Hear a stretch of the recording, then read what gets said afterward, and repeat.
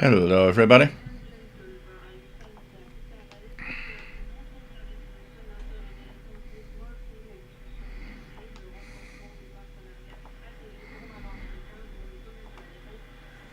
Nope, I think that door is locked.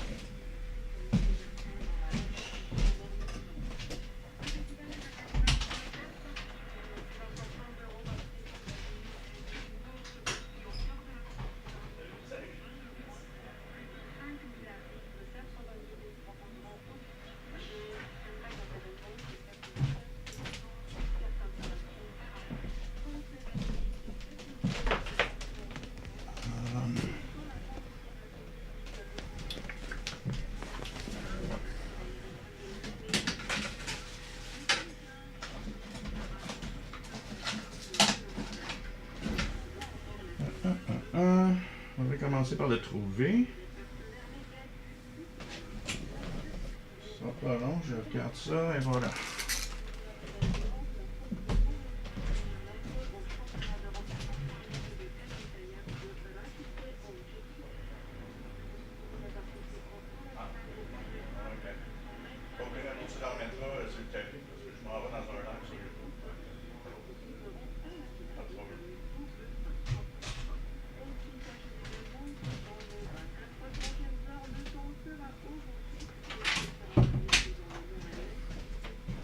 Okay, we're back. Sorry, a little distraction. The downstairs neighbor needed a measuring tape, and so sorry about the little delay here. So we start Radio Romania 11975. That's what I'm hearing in French. Radio Romania French with a pretty good signal. The propagation seems good, so I'm hoping things are going to be good for the BBC Midwinter broadcast at 21:30 that we will all witness together. And so this is going to be there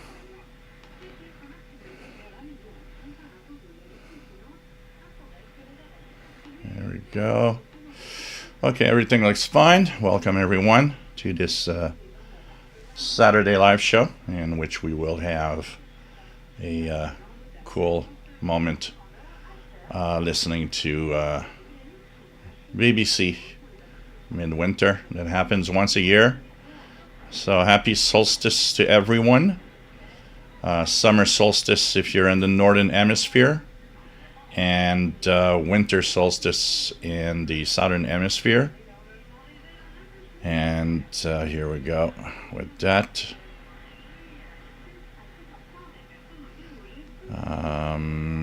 Everything seems fine.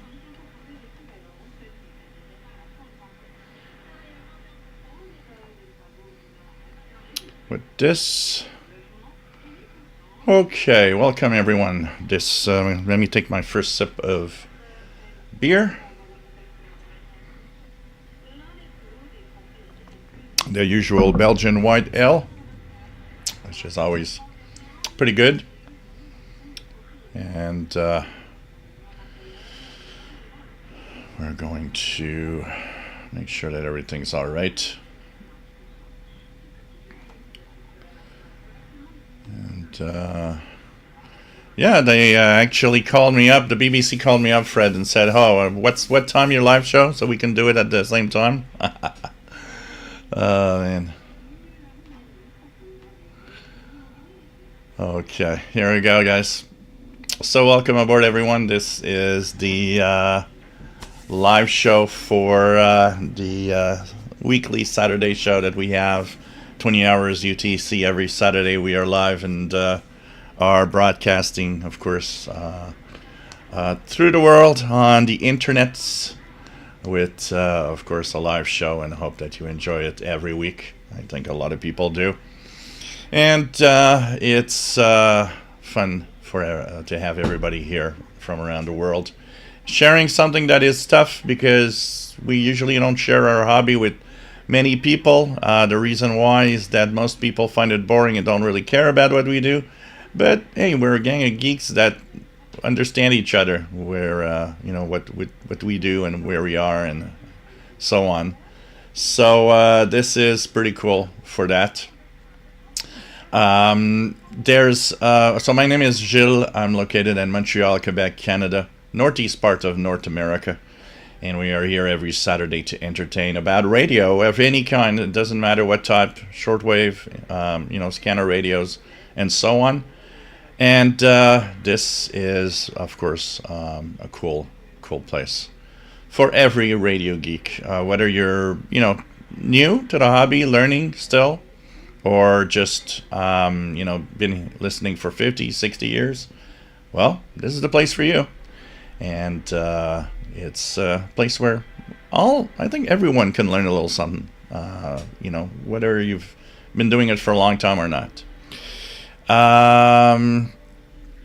The show has a live show, a live chat that's also here to entertain. People can, share about things they're listening to, ask questions, talk about their new radios or old radios. And it's really a lot of fun. And, it's a place where we exchange. Some people will answer your questions if you have some. Sometimes it's, anything radio is welcome. Of course, we have two very important rules. Nothing about religion and nothing about politics. This is why it's quiet and everything goes well. So, join in the chat room. There's a Facebook group if you want to join in. The Facebook group is cool also because people interact. It has the same name as the YouTube channel here, official SWL channel. We're something like 4,300-ish members. So it's a great place to be where people just exchange their own ideas and basically what these listen on the radio, any catches they have, any questions they have, any radio, comments and things that they think of, some share videos and so on. It's an extension to this. When the live show ends, the chat ends, well, you can go on Facebook, continue the discussion there. And this is going to be very interesting today because we have the BBC Midwinter broadcast coming up. And of course, this is a place of fun and radio fun, and I hope that everybody will enjoy today's show. If you like what I do, and I'll be mentioning this a few times through the broadcast, there's the super chat that you can give a little something with that little icon, looks like a dollar bill on the chat room. And of course, there's the pizza and Paul the Cat Threats PayPal fund that you can also use, which is where you can send a little something at the PayPal email that I'm sharing right now. So hope that you can spare a little something. It helps tremendously, and especially now that the YouTube is rather crappy in monetization, it really, really helps a lot. And helps continue the live shows all the time and videos and everything. So it's pretty cool, and I want to thank everybody that donates. It's much appreciated. This is something that's really, really cool. And thank you, Kevin Davidson, our blogger die friend, for your donation already. So for those of you, a lot of people are mentioning that there's a Radio Delta on 12085. So let me check that. 12085. Is there something here? I don't seem to have anything here, but many have mentioned a Radio Delta Pirate on 12085. If you guys want to try it out. And so once again, thank you for your donations, guys. Helps tremendously, and it's really, really cool. Robert Page is sharing the QSL letter that he got from Gander. So it's pretty cool. QSL letter from Gander. And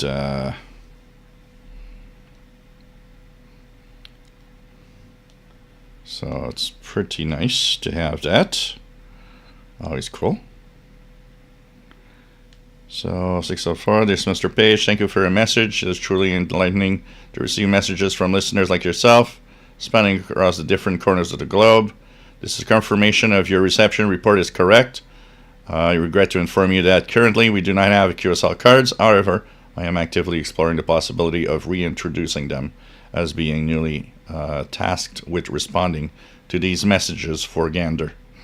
So that's pretty cool. And there's information about the Gander equipment and everything. So, kind of cool. It's always cool to have a little something coming out, even if it's, just a little email, a letter, or something. So, thanks, guys, for the donations, and so much appreciated. Thank you, Tim in Texas. Andrew Galloway, thank you so much for your donations. It's much appreciated, everybody. Really, really cool. Okay, let's go to the chat room. Richard Wagner, nice to have you here, and says, got a hernia. Oh no, that doesn't help. And he's trying to figure out how to get SSB on his ATS-25 Max decoder. If anybody can help our friend here with how to tune in to SSB. Andy New, nice to have you here from Bristol, UK. M7CUN, Master Players Radio and Television. Our friend Bobby Burgess in Morgan City, Louisiana. Well, before I forget, because I was about to forget to talk about it, remember that next Sunday, the 29th, we have a Zoom. So let me just fetch the link here. The Zoom meeting is for everybody, and it'd be fun to have you here and share. See a face, maybe put a face on a name, and even if you don't have a camera, it doesn't matter. Just for the fun of it, join us. It's actually a lot of fun, so everybody's invited. The link, let me just find the link that I lost.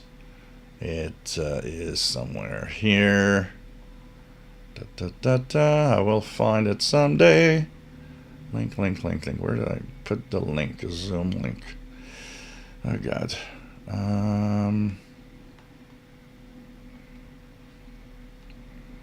Okay, if I don't find it, I'll find another way here. Link. Here we go. So this is the link where you register in advance for our Zoom meeting, and hopefully a lot of people will show up.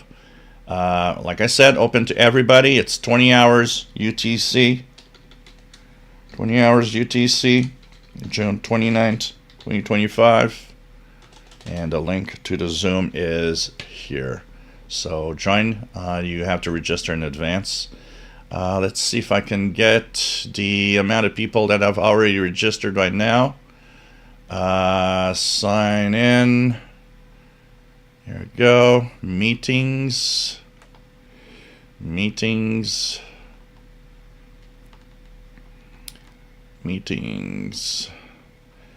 So it's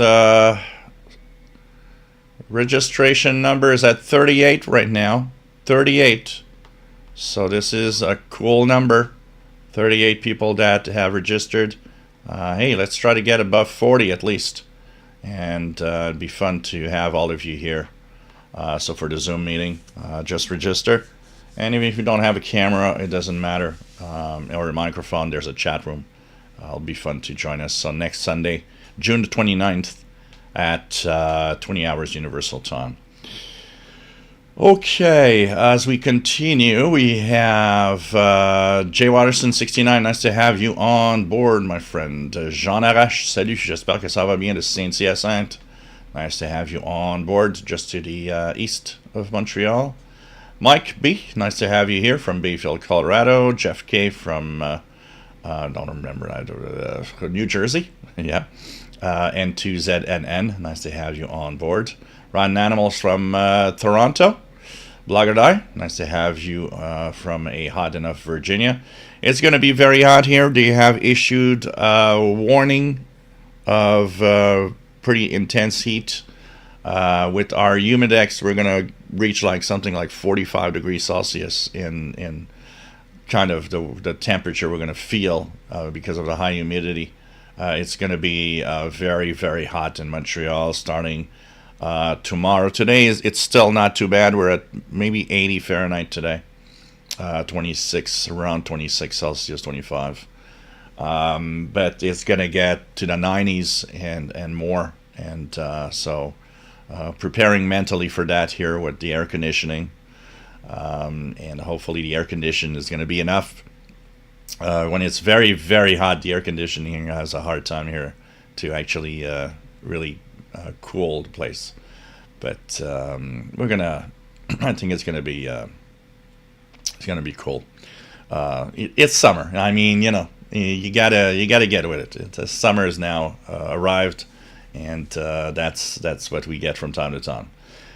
Megan Bruns, nice to have you here from Colorado. Or Megan, I would guess Megan is the way to pronounce it. Blogger Die, nice to have you on board.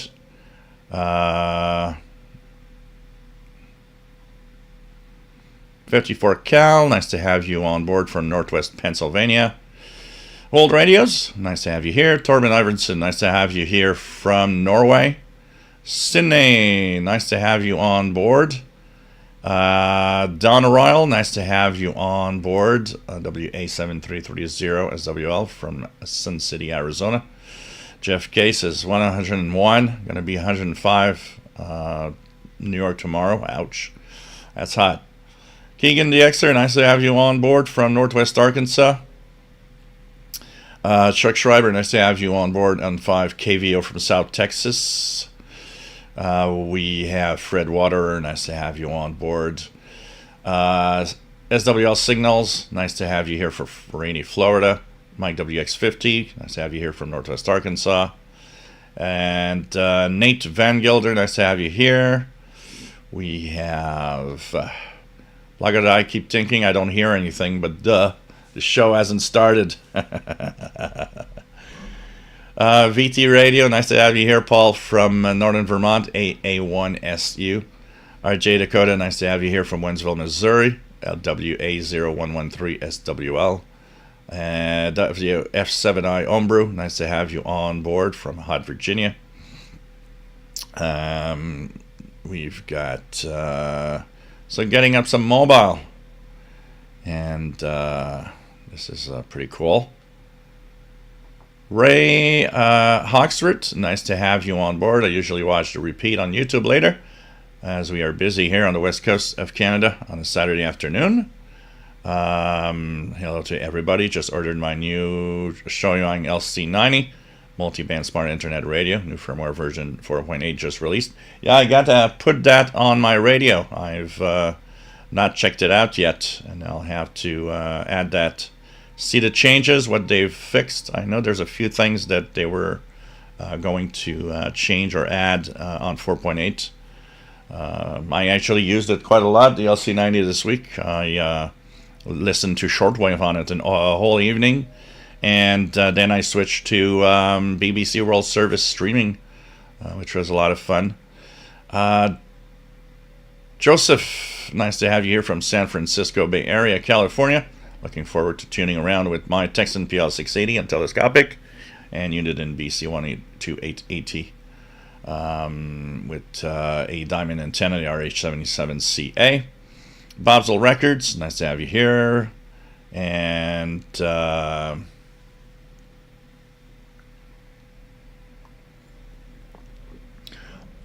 Lagarde has been spending a lot of time with his two ATS minis.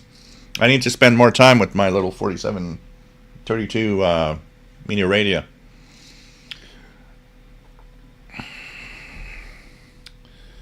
Onion Head 1972, nice to have you here. KJ4YYX. Planet 003, nice to have you here from Finland. The sun is just setting at 11:04 p.m. local time, 2304. That's neat. Here it sets at around 9 p.m. now. Today it's like the longest day of the year, so it rises at, in Montreal we rise at about 5:04 a.m. for the sun, and it sets at about 9 p.m. And so and that changes quickly, actually, when you look at it. When we get into July, we already see how quickly the days are shortening. It's pretty crazy, but it really shows starting in August. And seeing the angle of the sun change also as the summer's moving on is kind of interesting. It's some weird, interesting phenomena. We have IZ0298 SWL shortwave listener. Nice to have you here from Central Italy, my friend. Nate Van Gelder says, I'm sitting here like I'm deaf. Forgot to turn the headphones on. It usually works better when it's on. Steve Burnham, nice to have you here, Central Pennsylvania. We have Sweatcuts. Let's send you the e-letter, yeah. Fat Bear, nice to have you here. Cheers.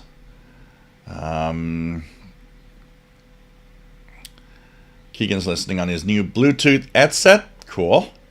Tim in Texas. Sunny 93 in North Texas. High humidity. Tang, welcome aboard. Andrew Galloway, welcome aboard. And thank you guys for donations, of course. What else do we have?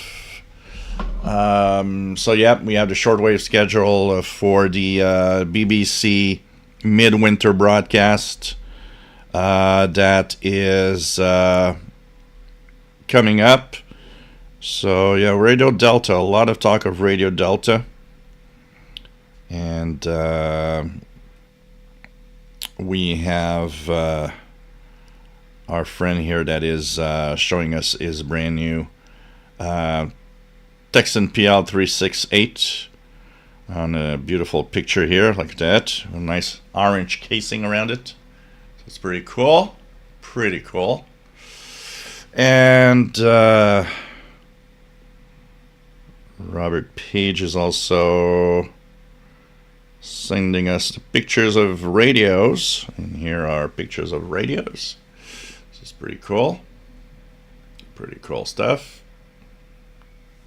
So thanks for sharing, guys. So if you guys want to prepare for the 2130 broadcast in an hour's time from now already, at 2130 is going to be 5960 from United Arab Emirates, 9575 from Ascension Islands, 12065 from Wolferton, UK, and 13810 Wolferton, UK. I believe that if there is two frequencies to try for here in the east coast of North America, the best ones will be 12065 and 13810. That's what I figure is going to be possibly some of the best for here. So it's going to be interesting to see. Of course, you can use Kiwi SDRs if you want to try it and check it out for sure, if you don't hear it at home. Old Radios found a 1988 Sony boombox with dual cassette deck, and that's as much radios I found this week. That's cool. Keegan DXer, the batteries and charger used for my new Cortesen DX286 came on the 16th. On the 17th, had my first FMDX e-skip to Virginia and North Carolina. Pretty cool. Pretty cool. Rick Myers, nice to have you here from Florida. Oh, you should have gotten it, Rick. If you don't get it, I'll send you another one, because you should be getting it.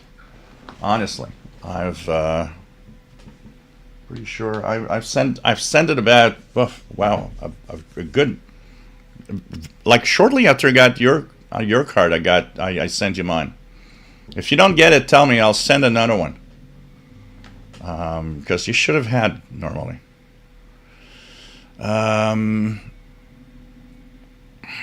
you're going to get the beautiful Polycat QSL card. So what else are we? Okay, Michael, nice to have you here. Blogger Die should change the AC filter. Yeah, especially if you use it a lot, it's a good idea. Jeff K says, when I was 5, I got 2 tin cans tied together. That's what started my interest in communications. The rest is history. I still remember with a neighbor, I think I was maybe 8, 9 years old, and the neighbor was 5 or 6, and we had the 2 tin cans with that cord on each end and trying to communicate. It's kind of interesting. And we became good friends because he was like really, really into electronics, and it was kind of cool. Thank you, Andrew Galloway, for the tip, and much appreciated. Bob's Old Records, BBC is going to be using the Madagascar site. I might be able to hear it. They're not using the Madagascar site for the Midwinter. Wifferton, UK, the United Arab Emirates, and the Ascension Islands transmitters are used. So this is going to be interesting. So thanks for the tip, Tim in Texas. Thanks for the tip, SWAT Cats, Paul and Jill Catnip. So I'm supposed to have catnip too. Louis Dupont, nice. Thank you so much for the tip. Much appreciated.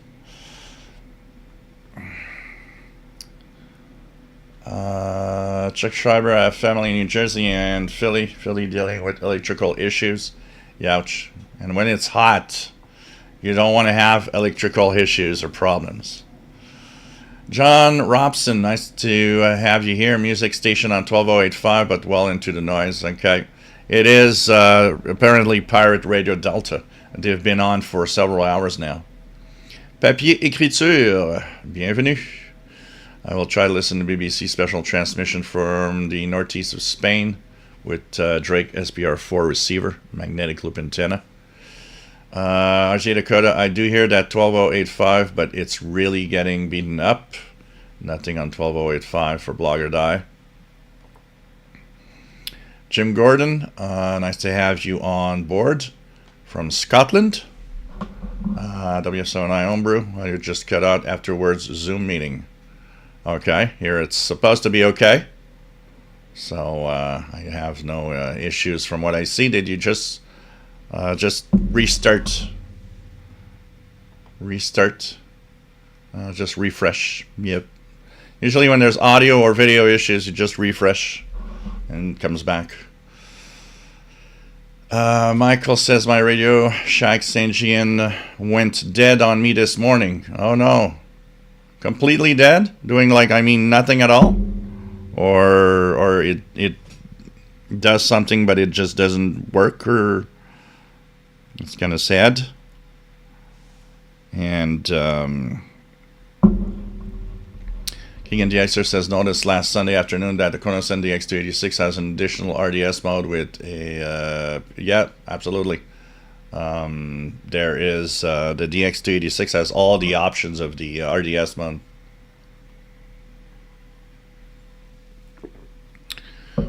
Nothing on 12085 in Florida. I believe it might be coming from Europe. Art Dodd, nice to have you here. Art, K2ADC, New Jersey.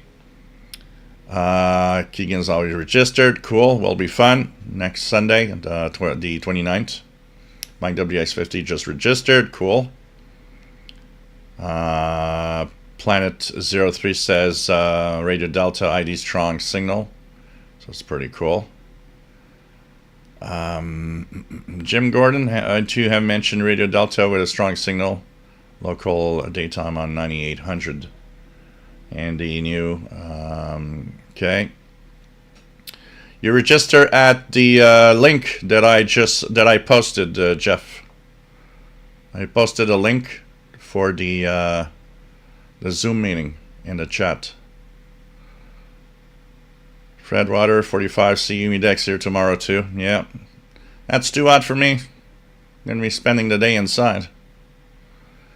Basel Records, the only part I could really get with in New Mexico was the Yosemite Sam station. Fred Water, yeah, June was bizarre. It was one of those, we had some really cool days, a couple of hot days mixed in. It was really up and down quite a lot. Very, very weird month. What else do we have? Shane W., nice to have you on board from Oregon. What are the frequencies for the BBC broadcast? So 5960, 9575, 12065, and 13810. For us in North America, if we have a chance for frequencies, the East Coast at least, West Coast I'm not sure. 12065 and 13810 are going to be probably the best choice. Radio Farda on 12035 back on the air. I guess they got some funding again, which is nice. Keegan DXer, relative of mine, and Kenosha, Wisconsin, said it was brutal with a temperature at 95 Fahrenheit. And Freelangi, nice to have you here from Scotland, Hen.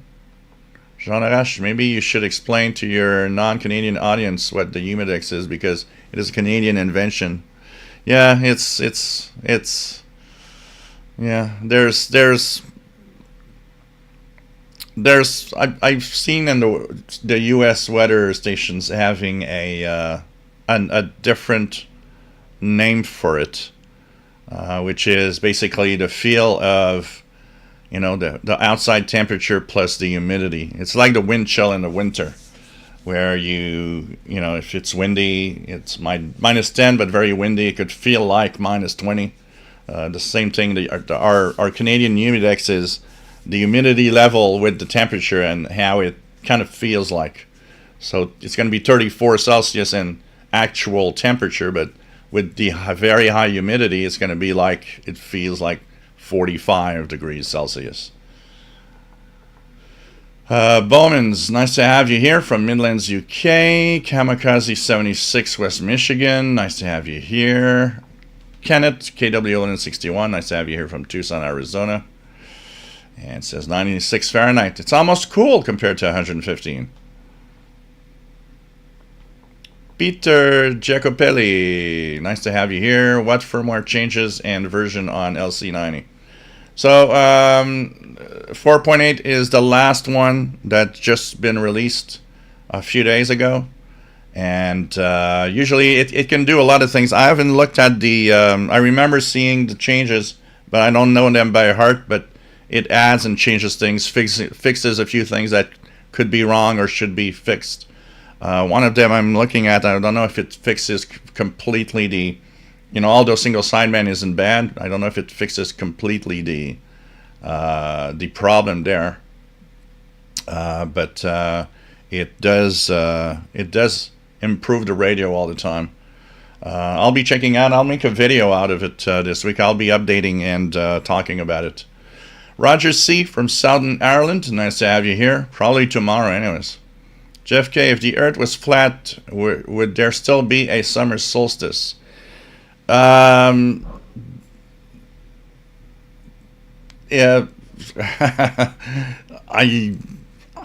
Well, it depends what solstice exactly is. It's the highest point where the sun is the highest point. So I guess if it's flat and it's angled somehow for the seasons, I guess so.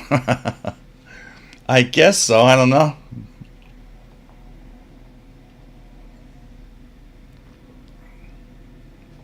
Kenneth, I find my Bluetooth headset being off is best for Brother Stairs programming. Well, with what's coming, with the Overcomer Ministry leaving Shortwave, now, Kenneth, your Bluetooth headsets could be on 24 hours a day. That's going to be great. Thank you, Stratcast, for the donations.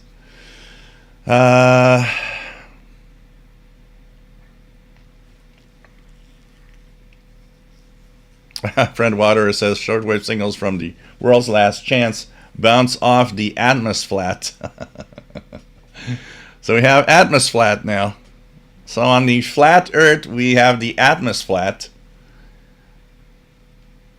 And I guess it's the ionosphere too. There's no ionosphere, it's an ionosphere. Now we are actually understanding why the Earth is flat. We have the ionosphere with the atmosphere on the flat Earth. I like that, the ionosphere. When is the late brother Stair leaving the air? A great deal of stuff will change after his second departure. So June 30th is the last day of broadcast. So some transmitters, like WWCR, will that pretty much dedicates some of their transmitters 24 hours, will probably have a few transmitters shutting down for the day now. So we'll have less of those broadcasts. Though the RMI too has some of their transmitters pretty much almost exclusively for Overcomer Ministry. So I would guess it's going to show on the bands that it's quieter without the Overcomer Ministry being there. I'm pretty sure. It's going to show.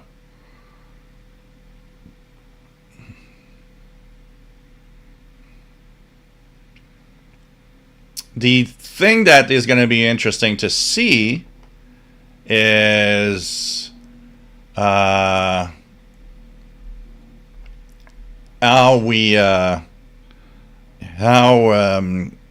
these stations are going to cope with all of that money gone. It's a lot of money that's been pumped into these U.S. broadcasters. Scott, if I convert radio to Mars, can I talk to, let's not mention that name, Scott. It's already a little too much. No talk about that guy. KW61, I found the tin can phones work better with the rubber band material inside an old golf ball. Mitchell Young, cheers from Thunder Bay, Ontario. I will have to get out my old shortwave. Absolutely. Marc Bayarjo. Bienvenue. Nice to have you on board. Always nice to have you here. Bob's Old Records, US Mail and Canada Post have a state of disconnect between them. I've gotten parcels from Canada that took a couple of months. Yeah, things have not been... I've noticed that even within Canada Post, we used to have mail in Canada that, for example, if I had a package in Vancouver, British Columbia, it would travel through the night and all of that. And what I know is that the next day, it'd be delivered here in Montreal. And for a long time, I actually could, I remember when I bought my ICOM ICR 8500, when they said it was shipped like at, 3 p.m. in the afternoon in Toronto, I was sure I was going to get it the next day, and I got it the next day. And but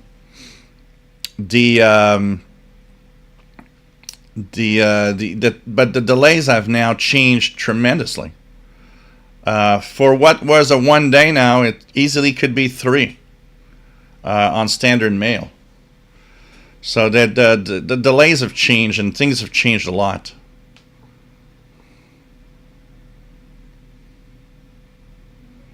JFK is 3 people tie into 3 tin cans. It's a party line, absolutely. It's a party line. Joseph listening to QSDRs in the Middle East. Voice of Turkey strong on 5960 right now, 2055. So I guess there will be a little overlap with the UAE transmission. So it's at 2130. So usually it should be. Turkey ends like 10 minutes before. Hen Freelance, do you know what is on 7200 kilohertz USB? It's a loop in Italian and English and has been going on for the last 3 days. I can't hear it on my ham radio, but only hear it on web SDRs. Any thoughts? That's interesting. 7200. Because that's the start of the European. In Europe, it's a broadcast band. When you say Italian, that's interesting. Nothing is listed on 7200. It's a good question, my friend. It could be either some ham doing something, or you say it's a loop. Or there's some, and you hear it on multiple SDRs, not just one. That's interesting. An upper sideband. Or maybe some broadcast somewhere. But I've not seen anybody talk about it, so I can't say there's anything I can say. I don't know. It's interesting. Which web SDR are you using? Just out of curiosity, it might be interesting to go and tune it. Jim's Radio Check, nice to have you on board. Blogger.die, the ATS Mini now connects to Wi-Fi and downloads the IBI space schedules. It looks sort of like RDS for shortwave. Pretty cool.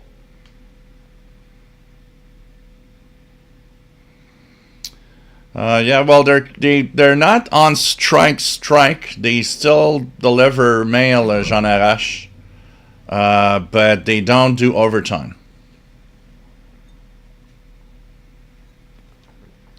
Darren Rogers, nice to have you on board from Long Island, New York. Won't power up's got to be 10 or 15 years old. Wow. Check the contacts. Make sure when very often when a radio just does not power up, very often it's not a big problem. Did you try to keep the batteries out and no power for like 24 hours, just to let it like completely drain off, so that if it's sometimes it's the internal circuit that's kind of stuck in some state. And when you remove the batteries for 24 hours and it actually goes to a zero state, it kind of resets the whole thing. If you haven't tried that, I would try that, just to make sure. Jim Gordon, according to Clint of Oxford Shortwave, it seems that Ethon will not be reissuing the Ethon Elite satellite. I think they lost a lot of money with that thing, and that now they're kind of in a state where they're not going to release. Remember that there was supposed to be that one I was looking at, the smaller Ethon satellite with the colored screen. That looked beautiful. That is one that I would have loved to see. That ain't going to come either. I think that big major blunder they did of issuing a radio that really, really wasn't ready to be released, and especially at the price tag that it had, it just like, completely scrapped their basically what people thought of was what quality of their products is now. It's like people just went to, whoa, this is crap. At the price they sold it, they really should have taken the time before issuing that radio. La Pointe 34, bonjour et bienvenue, VA2 HEV. Nice to have you on board from Montreal. So, nice to have you here. I'm in Montreal, not very far from Saint-Michel Metro Station, just border of Rosemont.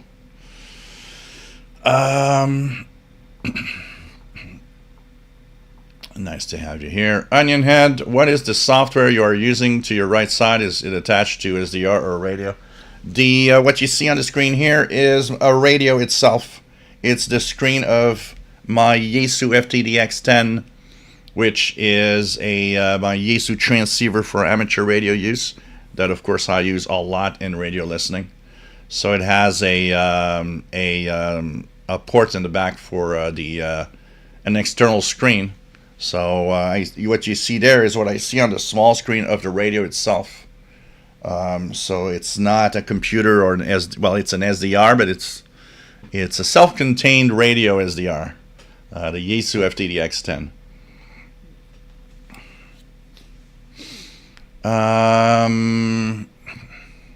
What else do we have? RDT radio in 30 minutes. In case you don't know, it's gonna be the in a little more than 30 minutes. 40 minutes from now is gonna be the BBC Midwinter broadcast. Just to let you know. Yeah, dew point. That's it. And Endines. I guess it's, well, I'm not sure because we do have dew point in Canada too. But yeah, the EAT index. And in English, in the US, you call it the EAT index. That's it. Here we call it the humidex. Because the dew point is different.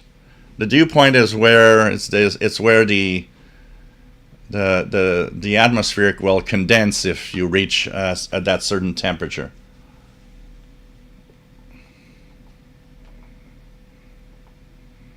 So yeah, heat index. Bonnet de douche, bonjour et bienvenue. Says can't hear BBC Midwinter at all. What is the station on 9585? Incredibly strong. It's not started yet, Bonnet de douche. It's at 21:30 UTC. So the BBC Midwinter is at 21:30 UTC in 40 minutes from now.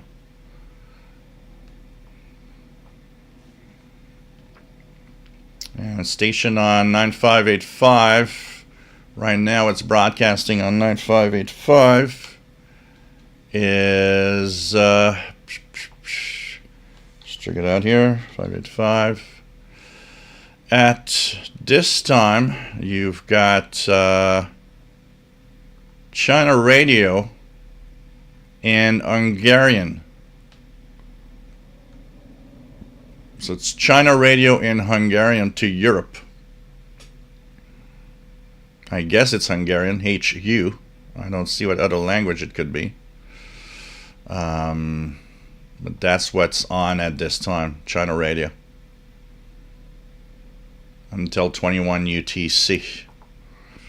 So that's what we have.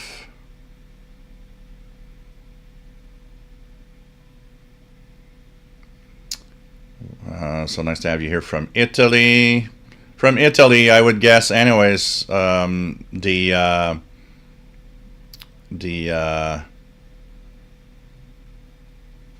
would guess it, the UAE, the 5960 kilohertz frequency would be the one to listen to for you guys.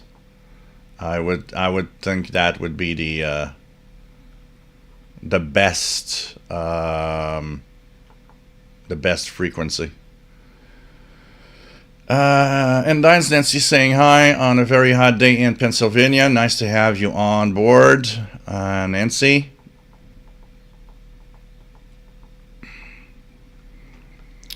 So,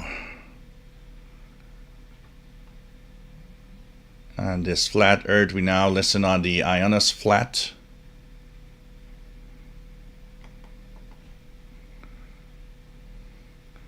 Yeah, Brother Scare used the term used by Glenn Hauser. Jim Gordon, it was interesting to see the extensive coverage concerning the visit of the Pope Leo to the Vatican radio site at Santa Maria. He used to listen to the Vatican when he was working in Peru.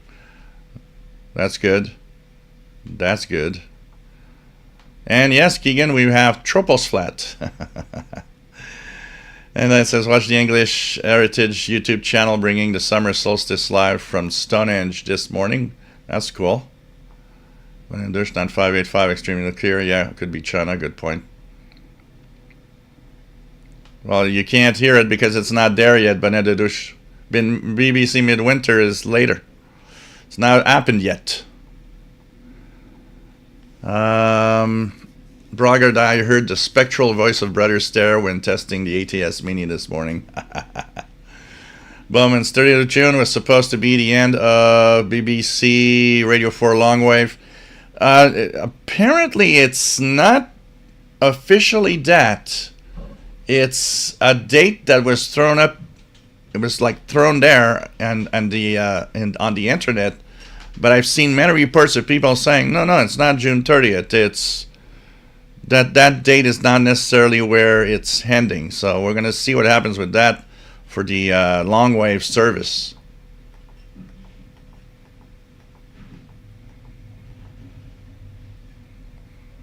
Bob's Old Records, WWCR, was playing gold selection of 90s country music the other night.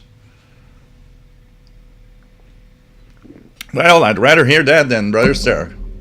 Andrew Galloway, my recent county com order, did a farewell tour of the state of California before making it here to Ottawa, about 2 weeks start to finish.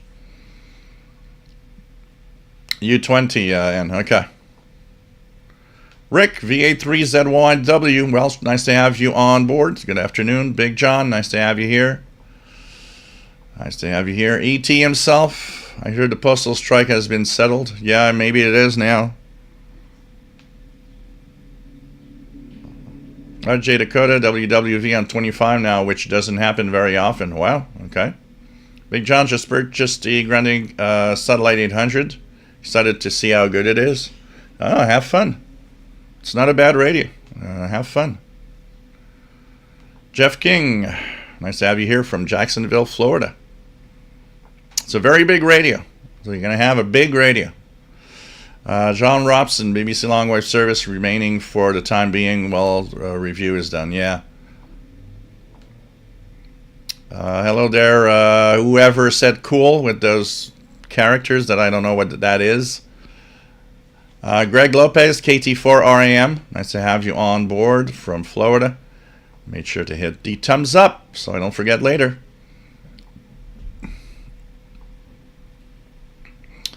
Hamster, -3 here. And New Zealand, Christchurch, New Zealand.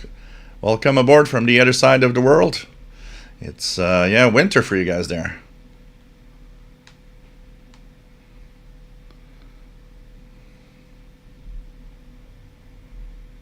Pretty cool to have all of you here. It's really nice. Let me see. Did I miss out on anybody else? Big John says Michigan here, 95 degrees. Youch. Nick Hansen, nice to have you here from clammy North Lincolnshire in England. 2E0TNH, nice to have you here from the UK. And we have, you probably were the 1 hour early for the BBC, 21:30 UT. Tim can't do much better than an FTDX10. Well, that's a pretty darn good radio. I love mine. It's very happy with it. I noticed I was in a group that I actually am not anymore. I noticed that the FTDX10 seems to be a radio you love or you hate. I don't know how many people are selling it because they hate it, and how many people just swear by it. And there are things I totally understand. There are a few things. When I say a radio isn't perfect, I always say it. No radio is perfect. Of course, the Yaesu FTDX10 has some awkward design things that you're like, why did you do that? Or why isn't it capable of doing this? One that I mentioned, why is it that the CW decoder can't, on its own, detect what speed the Morse code is going? It's a simple algorithm to just do in the software.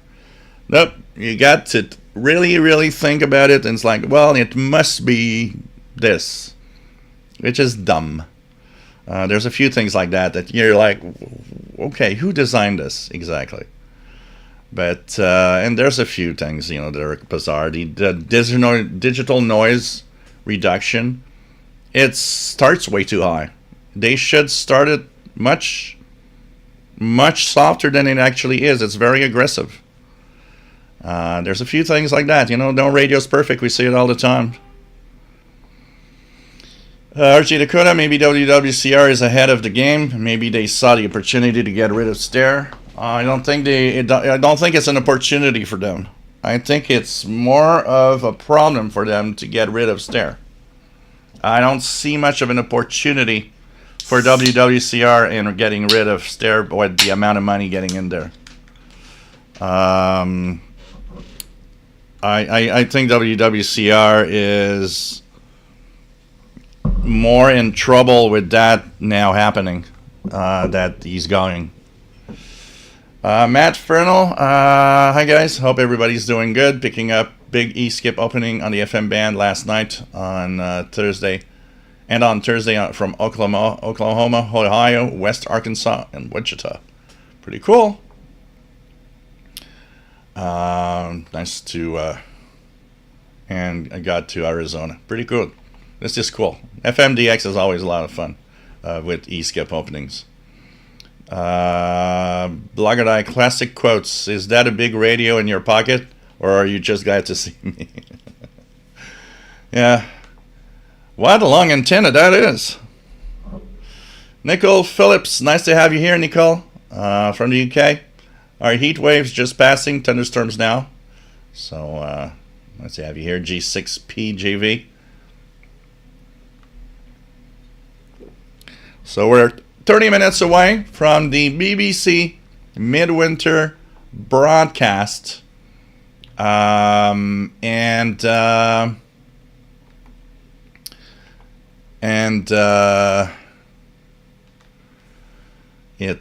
going to be fun. Propagation looks decent, so I think there's a good chance of maybe a decent signal.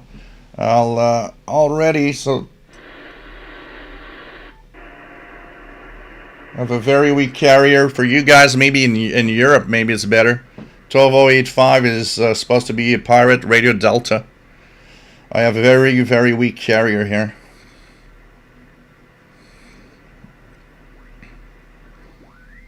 Radio Farda on 12035. So let me check something here quickly. PR Preom. So I believe there's a at 21. There's a number station in Morse code, M12, yeah. Here, M12, 17421. Want to see if how good it is today. 17421.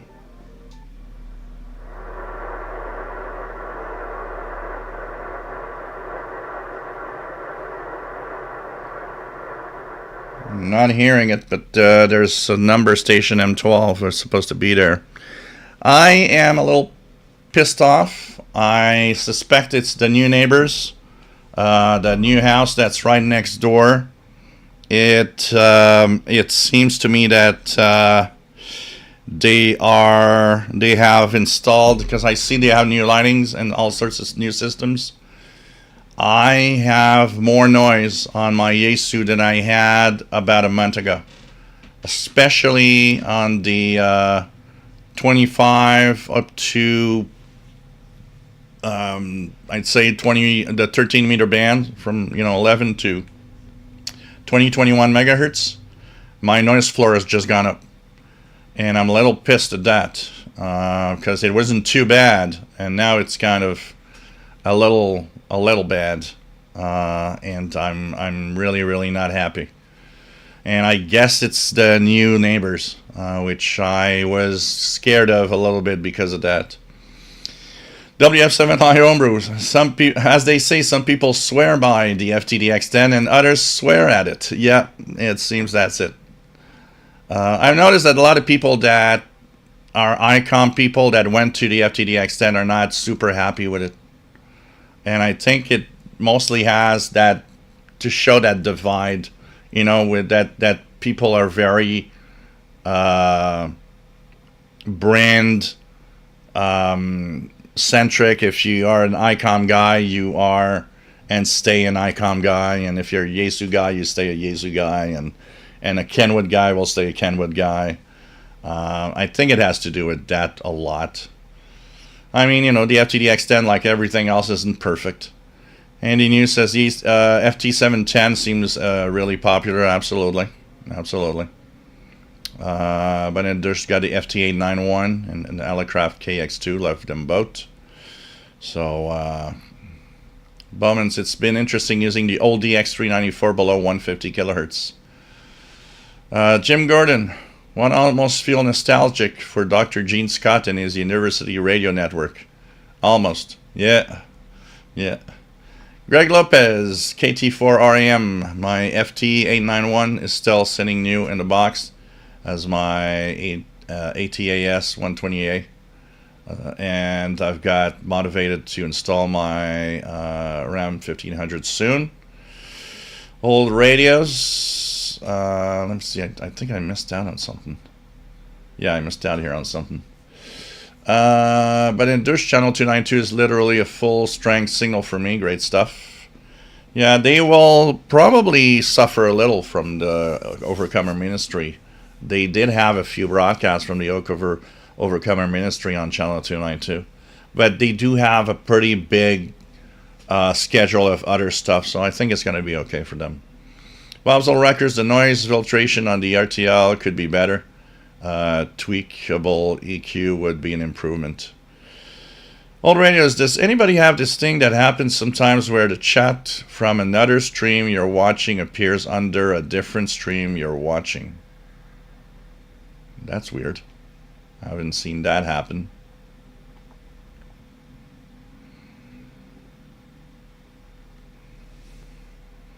What else do we have? Old radios. I got that 1960s light up Viewmaster viewer to work. Cool.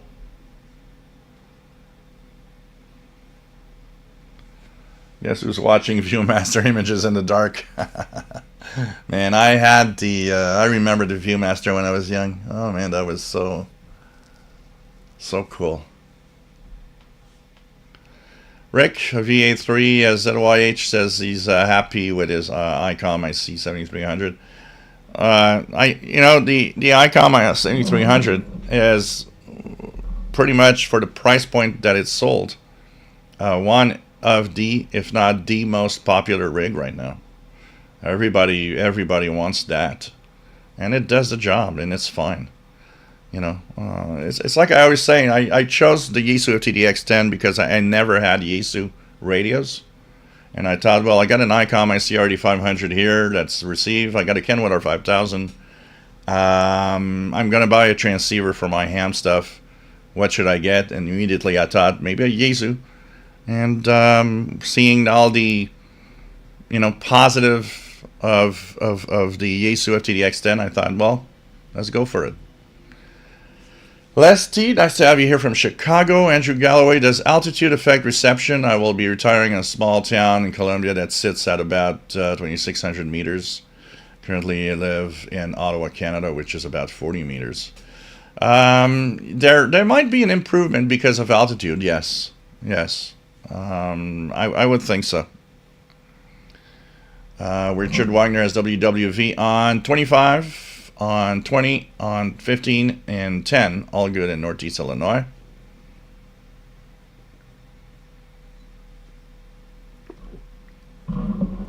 Nicole Phillips says, noise is a major threat to HF operation. Mine is S9 plus 10 dB. You can't do anything with that. S9 plus 10 dB, man, I would just shut down my Yaesu radio and do nothing anymore. And she says I have to operate portable or VHF. Yeah, I say it all the time. Noise is our enemy. It's not, that there's less signal. It's noise is really the enemy. Matthew Fernald, does anybody know if E-skip is more prevalent to happening during storms? E-skip is often related to weather patterns, often with thunderstorms. So, if you see a weather front go by, very often you'll notice that there's E-skip happening. And if you look at the weather map and see the weather fronts and look at what you're hearing, You might actually even see that it seems to follow the weather front in some way. So that's the thing. It probably has a lot to do with, especially thunderstorms. And Freelanci, yeah, I use OBS Studio for the live stream. Trevor, maybe they're seeing the chat from another live stream if there's screen burn. Yeah, that chat better be there for a long time before there's screen burn. Andy News says, I'd be delighted to own the Yaesu FTDX10. Oh yeah, I mean, it's a great radio. Joseph's down for a Yaesu someday.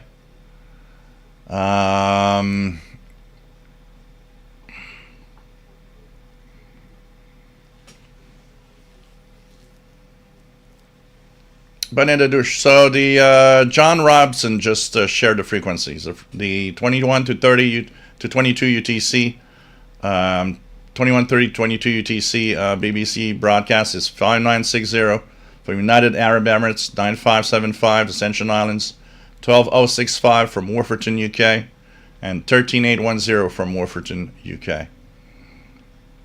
Don Moman V6JY, nice to have you on board, and he's got weak CW on 17421 and 2107.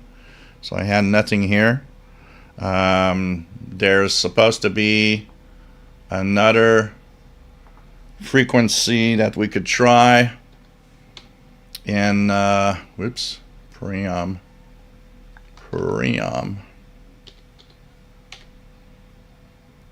16141 in 10 minutes that we can try before we'll jump to the BBC Midwinter broadcast.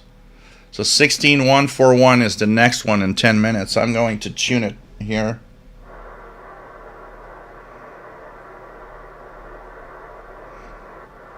To give you an idea of my noise floor, on higher frequencies, sometimes I could put the level of the waterfall in the plus category, like +3. But lately, I have to put it like at -5, 6, 7 dB, and it really pisses me off terribly. And there's not much that I can do. I can try moving my, I did think about maybe moving my end fed in another direction to be further away from the house next door, but I don't know. I think it's something I should try, I guess. So 16141 CW is the next one in 9 minutes we're going to try for. So thanks, Don. Welcome aboard from Alberta, Canada. Bangladesh.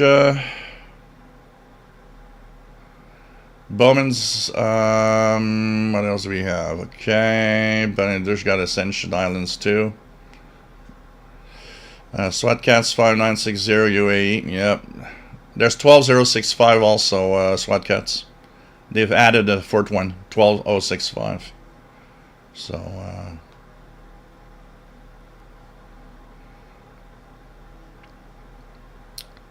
like I said, the BBC Radio 4 on longwave, it's not going to turn off on June 30th.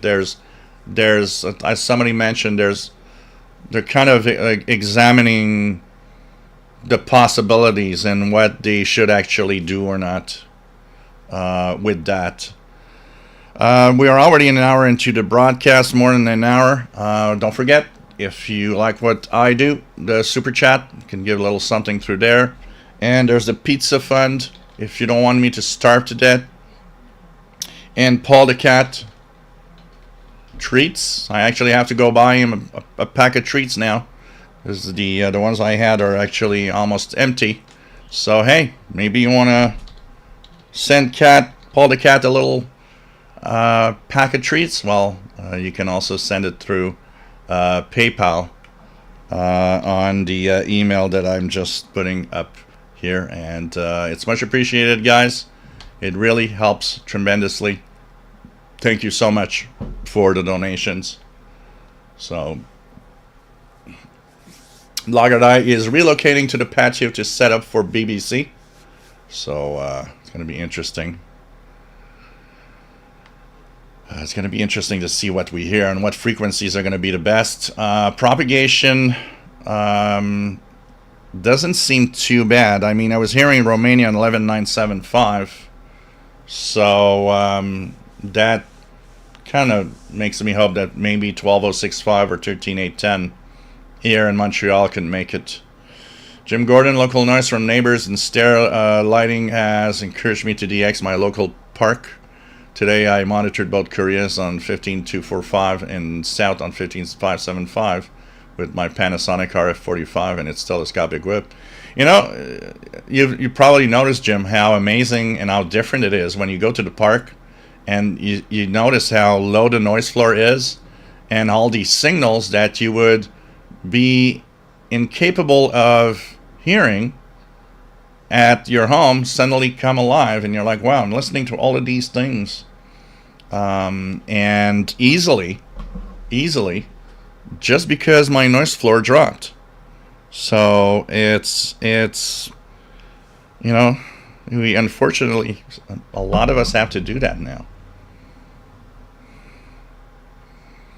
Tim in Texas, altitude, that's why we use towers for HF antennas. Yeah, there's also, because we use towers also for another thing, not just for the height, but also because when you're transmitting, for example, even in receive, there's, depending on the wavelength, there's a certain distance that you better be off the ground with an antenna, also for the interactions that it could have with the ground. And Dines, thank you so much for Nancy for the donation. Much appreciated. Much appreciated. And so let's check out in a few minutes. We'll see if our 16141 CW signal is there. And Rick says when the power goes out, the reception is awesome. Absolutely. We had a power outage. I remember last year a power outage that was a good 12 hours because we had some ice storm. And from inside the home here, I was hearing all of these signals like super easily, just telescopic antennas sitting on the couch in the living room. It's like, yeah, I wish it was like that all the time, just sitting on my couch and getting all of these signals. So, 7,000 USB and Freelange. Well, that could be all sorts of things. Around the 7,000 to 7,100, there's a lot of things happening, especially since there's the Ukraine-Russian war. There's been a lot of weird things in that range happening. And Freelange. Don Moment says that 17421 ended at 2115. So at 2120, we have 16141 that should be there. 9790 Bonnet de Douche should be Radio France. 9790 is usually Radio France International on that frequency. They're usually on 9790 and 11995. I'm going to check if it's still at this time, but I'm pretty sure you were hearing Radio France International on 9790. So let's check it out. 9790. France. Yep, it goes until 2200 UTC to West Africa from the Issoudun, France transmitter site. And I've been trying Iran in English. That is supposed to be from 1820 to 1920 UTC, and I've not been successful at all in receiving it. So it's going to be, I don't know, some people said they heard it with very low audio.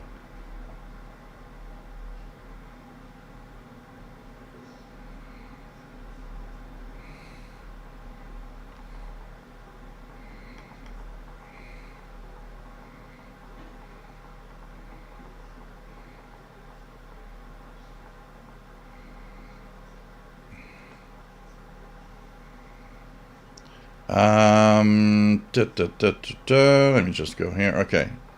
Matufernal, does it typically come from a certain direction, or is it just something new every night? What are we referring to exactly? I'm not sure about the question. Oh, wait. Tap. Oh, E-skip. Okay, you're talking about E-skip. No, it. Sporadic E-skip always has patterns. You'll notice that when it happens, every time that it does happen, you often will have a certain general section or certain area that will be. So it could be, for example, here in Montreal, I could be getting up and down the East Coast. Then I could get another E-skip in 3 days, and that will be up to the south. Alabama, Florida, Alabama, Louisiana. It will concentrate on a certain area. So these patches follow the weather patterns most of the time, so they move, and the patches are different in different areas most of the time. Arctic Circle, nice to have you here from northern Sweden. And CW at 7421, and he's got 1208559 plus. So, are we gonna get 16141?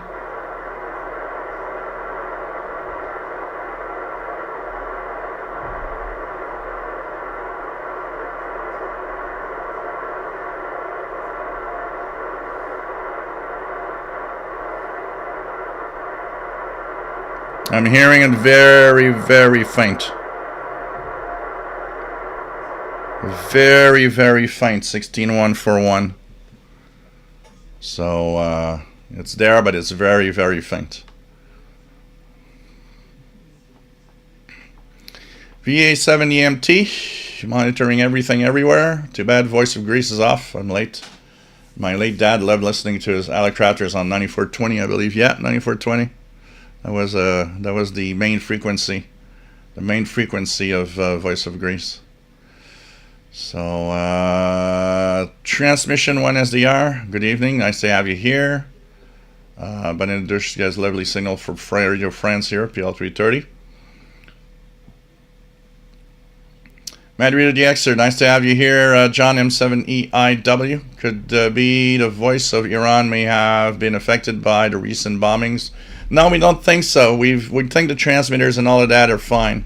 But they've been having a lot of problems for a long time now. So I guess that's what's happening mostly. WF7I Homebrew, and Virginia's getting a 16141 about history. So this, of course, coming out of St. Petersburg, Russia.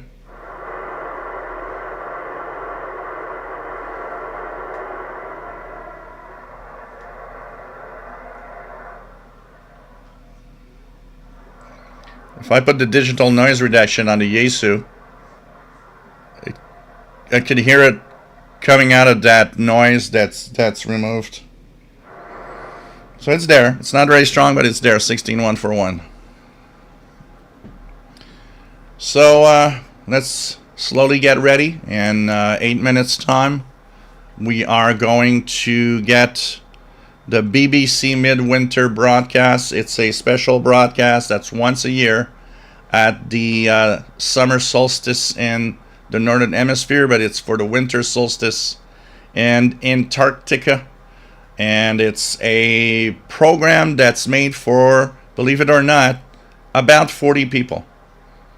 So they actually put up a 30-minute broadcast on shortwave for 40 people that are having, from what we hear, a huge party down there.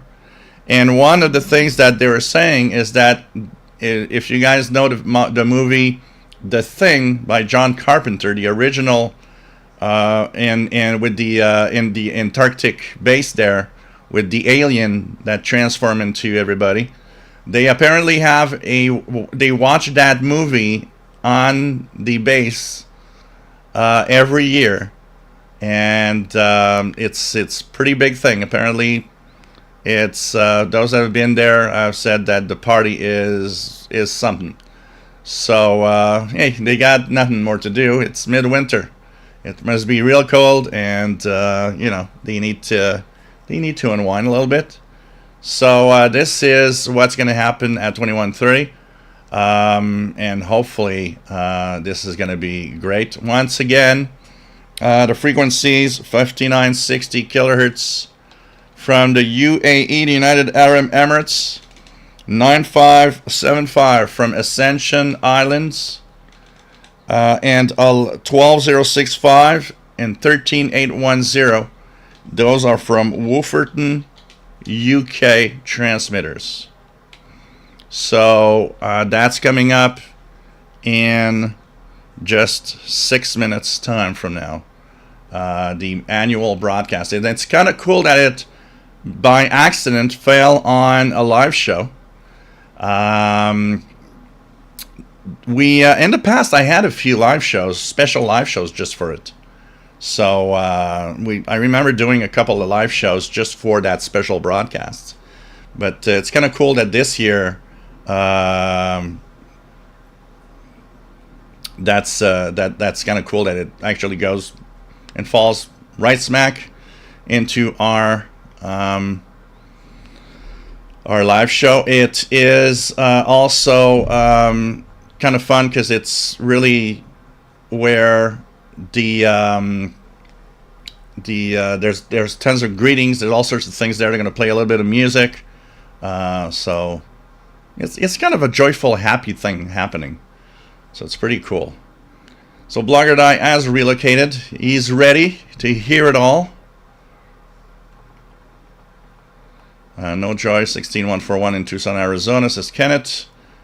But in addition, do you know what a seriously capable receiver radio? XH data D220. It's super sensitive. Yeah, it's interesting. I got D221 here with the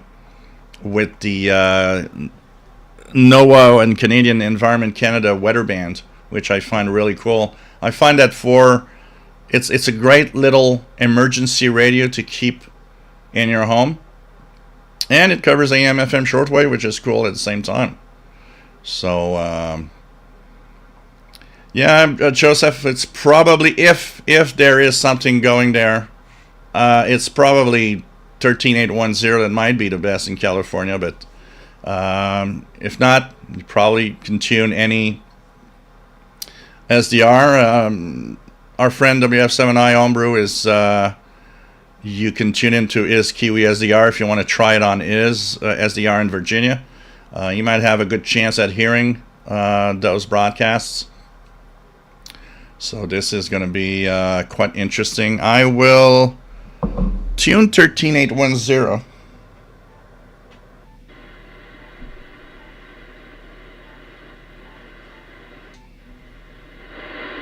My noise floor isn't too bad. So we'll see if anything pops up. 13810. And I think it's going to be really cool. Fred Water reminds me of the show CBC Radio used to do on As It Happens near Christmas, where they would talk to Canadian Forces personnel through the world and exchange greetings. Yeah, that's true. I remember that. That was cool too. It's kind of in the same spirit, basically, Fred. Absolutely. So this is going to be cool. WF7I says, I opened up more ports for the Kiwi, so most of these won't show you the waterfall. So Paul Wayne Roberts, yeah, it's a broadcast, a standard broadcast, so it's AM mode, 2WOIEP. It's really a standard international broadcast of the BBC World Service. And this is going to be a lot of fun. So hey guys, if you like what you see, what you're sharing today, special broadcast of the BBC, Midwinter, don't forget Super Chat and PayPal. This helps tremendously. And I'm calling out to all of you out there that have never donated. I got a few today that I think have never donated. And by the way, every donation on the first week of August, I will actually have a drawing of 2 Canadian International DX Club memberships to all of the people that have donated. So, hey, want to try your chance? Any amount helps, guys, by the way. And it's really, really appreciated. So Joseph's got a carrier. Yeah, it could be Turkey, though. Turkey was there a little earlier. Lagardise CW on 7002.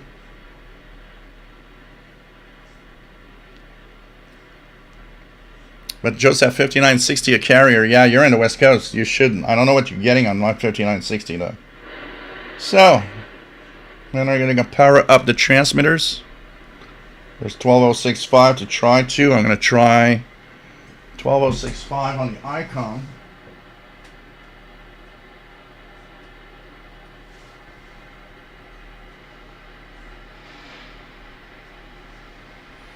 Let's see when all of that gets on the way. And we should be near a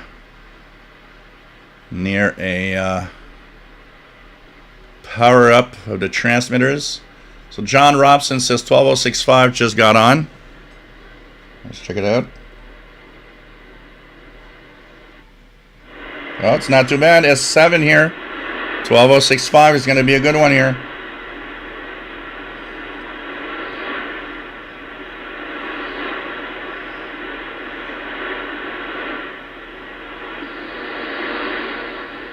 $13,810, still nothing.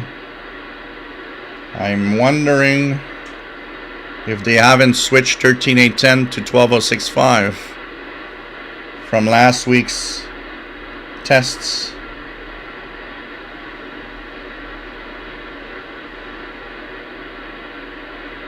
This year it's an extra special. So 12065 is the one here. It's the 10th year I've been presenting the show. It's the 90th of our producer. Anniversary of the first aired by the BBC overseas service in 1965. This is the BBC in London. Donald Miller calling Capital Base. Honorable Chief. Over. Honorable Chief in London, BBC. Donald Miller.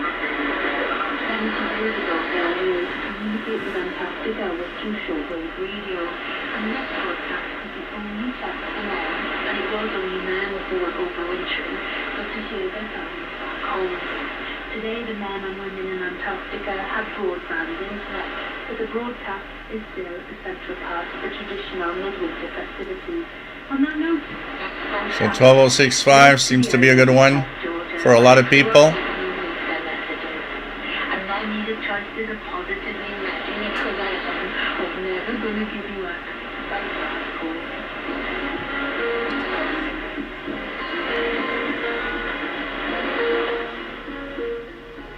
So some music right now. Happy Midwinter Day from all of us in your phone.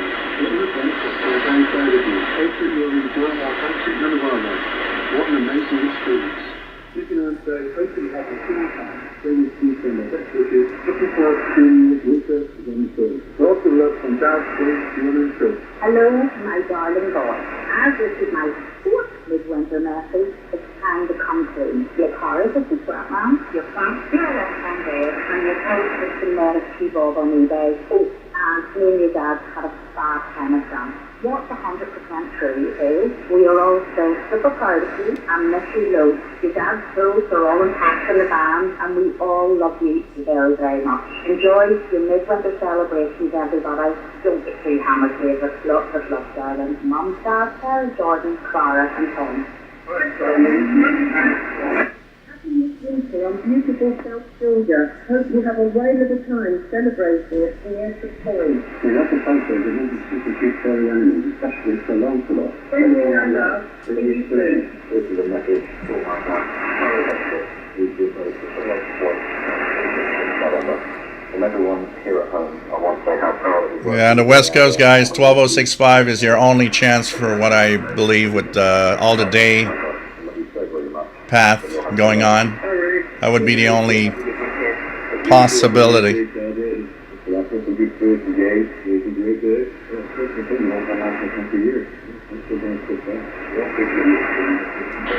They're sending greetings.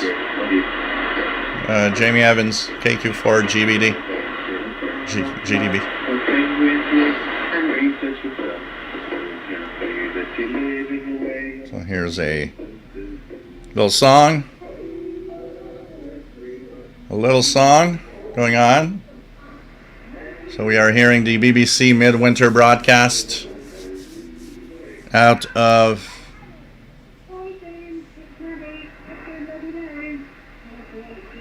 for the Antarctic. Family greetings. I like the family greetings. It's kind of fun.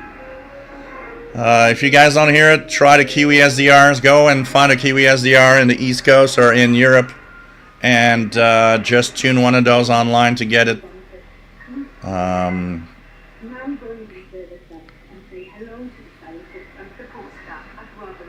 Unfortunately, I pretty much kind of knew that the West Coast was not going to have much of a chance. Here on the East, we're positioned well for that, especially with Wolverhampton, UK.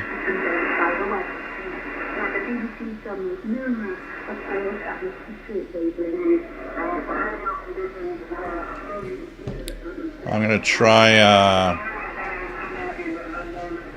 9575 here. Oops.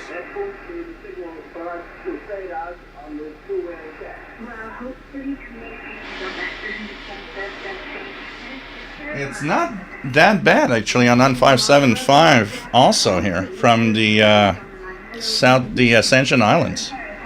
I'm hearing it on the ICOM, and signal seems be almost as strong as 12065.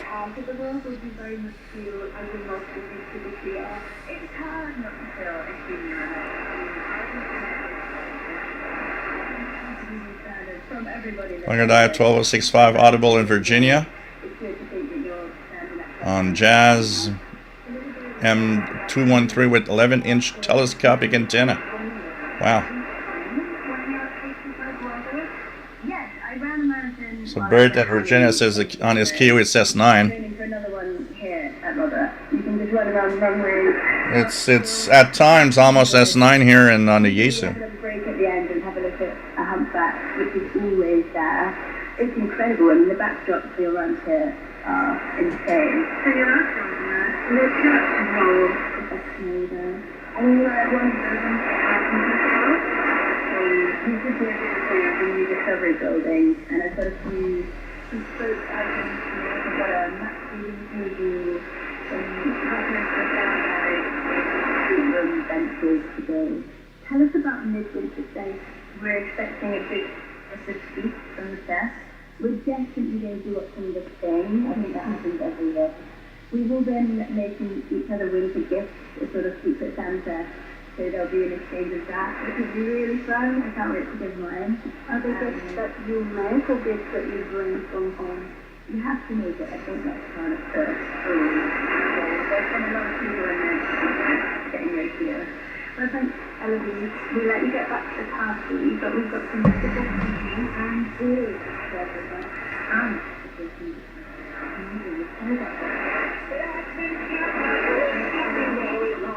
So there's Cotton Eye Joe now playing on the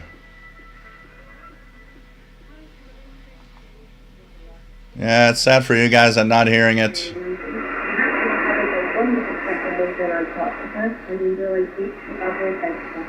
Deputy Cristo, BBC catches there from northeast of Spain using a Walbrook 9575 signal 8 and 9 12065 booming S9 plus 40 excellent.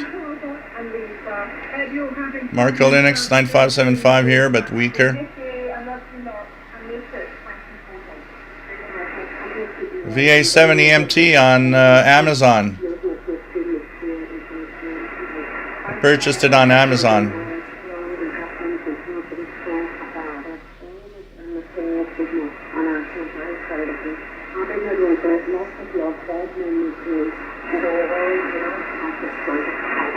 I hope you're having a great time. Make sure you say hello to them. Rock on, hard, rock and olive. Sean Robson sounds reasonable on the 20 SDR. James Evans 9575 better in Georgia.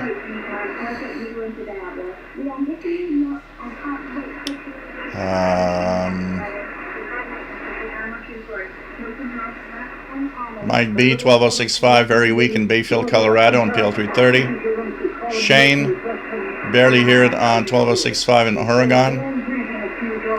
RT68 nice to have you here.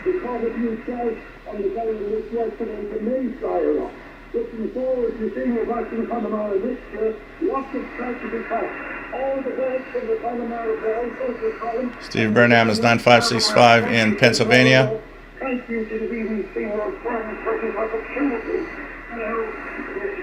32 bits, 12065 readable in the UK. Fading on Texan PL 990. Bob's Old Records can't figure out if it's a static isolation or hearing 12065. Have a great time and we look forward to seeing you again at the end of the year. Take care of yourself and contact me. Love, man, calm down. With a message to Joseph. Fred Water and No Joy here in Southern Ontario. Oh, that's sad. Don in Alberta says 9575 port, 12065 doing very well. 54 Cal picking up 12065 with noise, mobile at the baseball field through power lines.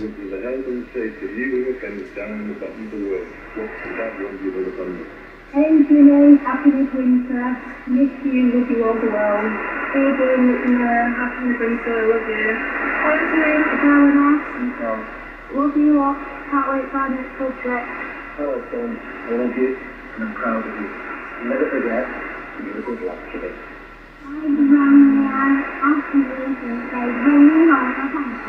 It is kind of cool for the BBC to put this together.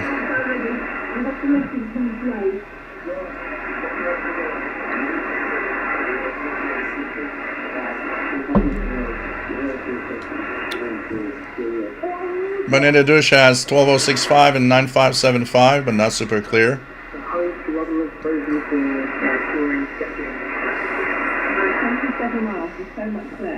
It's a mile too far, but who really cares? The team holds sharp, the skills are ground. You build the brain in frozen hands. The base brings in some lockdown sites. Turns out you were just on the phone all day. The sharp hits the Yep. stars. Pepe gets so.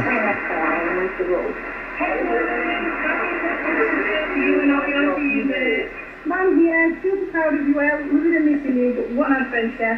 Missing here, missing you both slow. Can't wait to see you next year. Last year, we'll be your photos and videos. We can all do We're running faster. Let it go.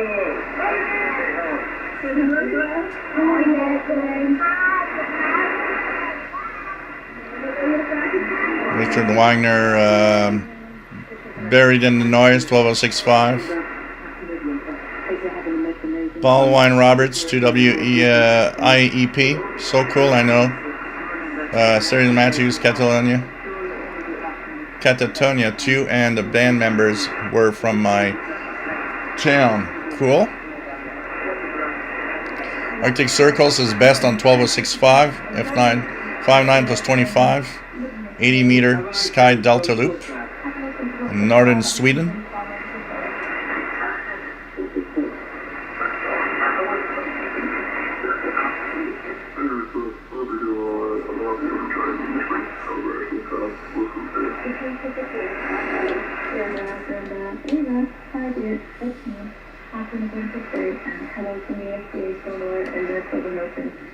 Enjoy the celebrations today and this week, and I hope you have a very special weekend with you.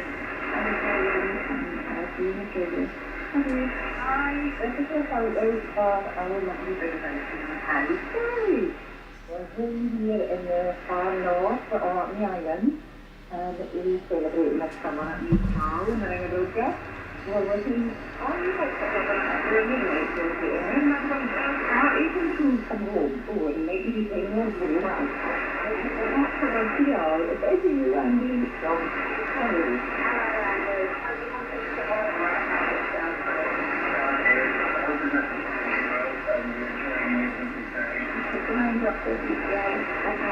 It's a plenty of you. I love you so much. Happy Midwinter. I agree with Tom. Hi, I'm Charlotte. It's Henry.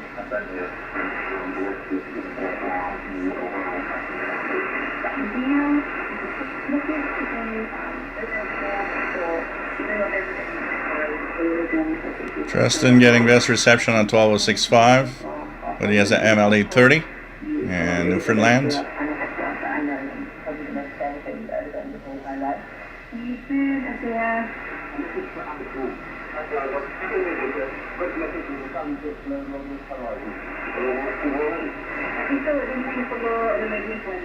If not, contact John.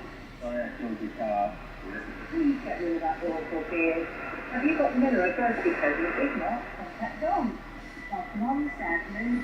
Lager Dice says 9575 is really fairly good now. PL 330. EJC barely audible in Los Angeles on 12065.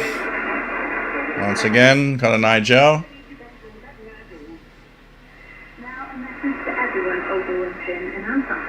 Shane confirmed the signal with Bud Texan PL680 and 2200X. 12065 is broadcast from Wolferton transmitter site in the United Kingdom. Marco Linux, kind of fun listening to a midwinter broadcast when it's 90 degrees. Yeah, kind of summer-like here too. We're in the about 80 here. Shows how big of a world we live in.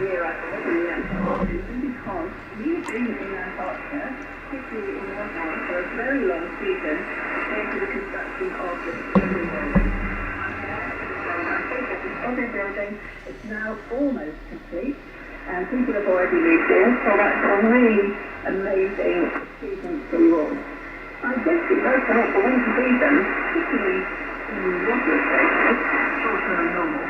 But I hope that all of you will have a fantastic midwinter stay, and thoroughly enjoy what's very, very simple and unique experience for winter in the future.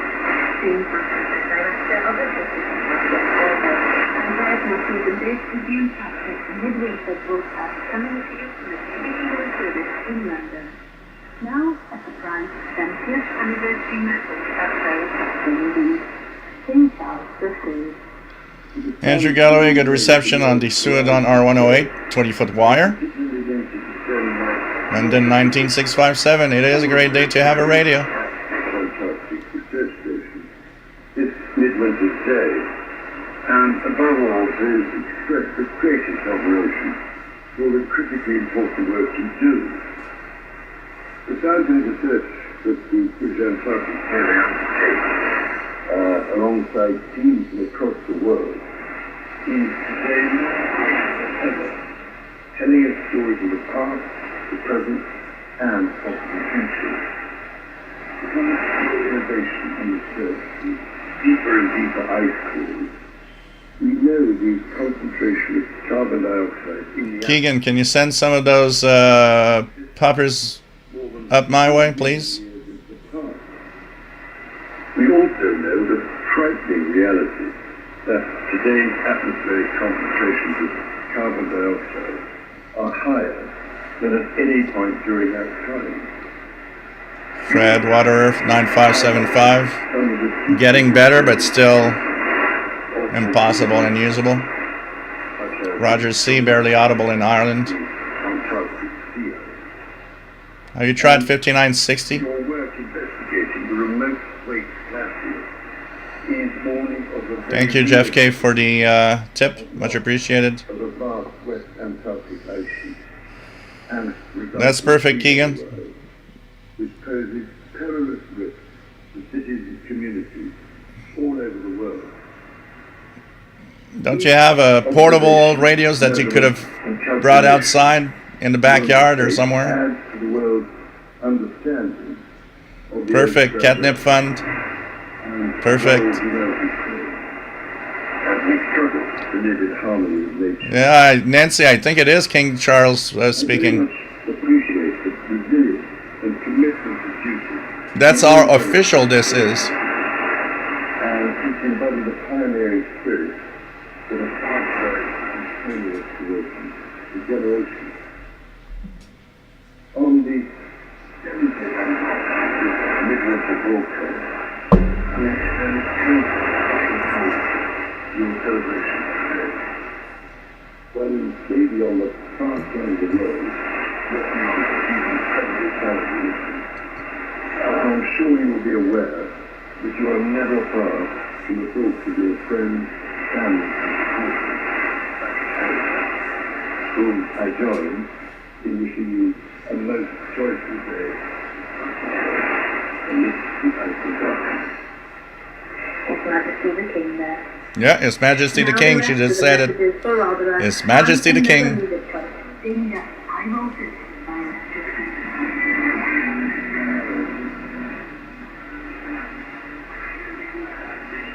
This is so cool. This is shortwave. This is the fun of shortwave like we had back in the day.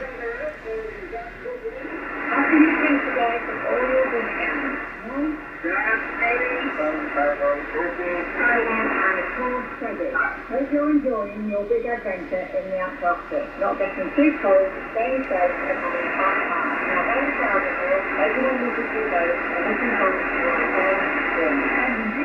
Hope you friendly kids. Hope you're still enjoying your holidays. It's great to be able to send you this message. Your achievements are so inspiring and everyone here is an all you to watch the help saving the planet. Really, it's fine with everybody else to go to. You'll be really, really well. Take care, sweetheart. Thinking I hope you have a great time on Midwinter Day. Wishing you all the best from your family in Northern Ireland. And living with you, not forgetting the windows. At home, like Dr. Tom Hubbard, in Rome, the storm broke last night. The last tree in the churchyard fell. The river burst. Plug or die, good signal on the ATS Mini 12065 with 20 feet of wire clip. Keegan, since I couldn't receive the signal here, it's nice listening on the live show. Cool. That's why I'm trying to shut up. I'm very happy Midwinter. I can enjoy your celebrations. We're all very proud of you. Sending lots of love. Yes, everyone, Alex, Sophia, Mr. Bernard, Horace, Lisa, Lady Sandy, Betsy, Giorgio, Olive, Leonardo, and the rest. Hi, Steph. Happy Midwinter. All the best from me, Sophie, and all the rest of the family and Yeah, 9575 isn't that bad actually. But it's stronger on 12065.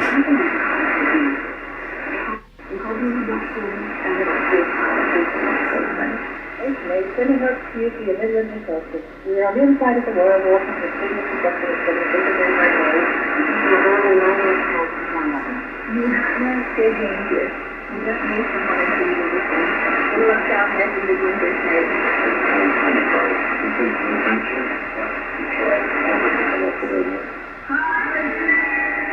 Can't wait to show you our home. Attention on the station. Attention on the station. Our home field dog officer Shay will be giving a presentation this afternoon. It's titled Steam Compression and Depression. What to do if your next of kin does not provide a winter recording. The field dog officer has also provided nitrous oxide post.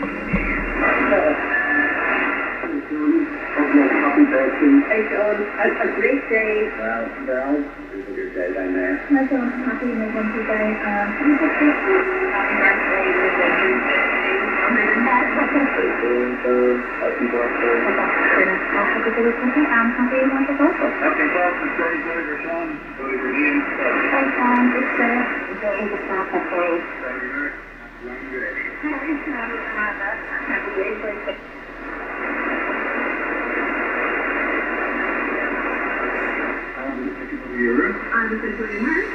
Yeah, I do hear something weak on 13810 too, Fred.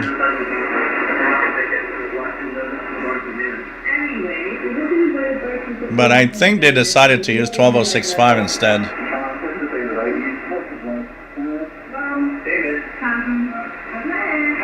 Well, propagation is actually quite good today, old radios.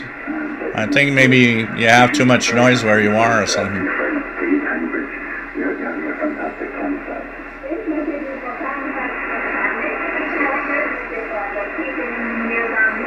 London says if Jill can't get it. And there's even better than that. If Don can't get it, nobody will get it.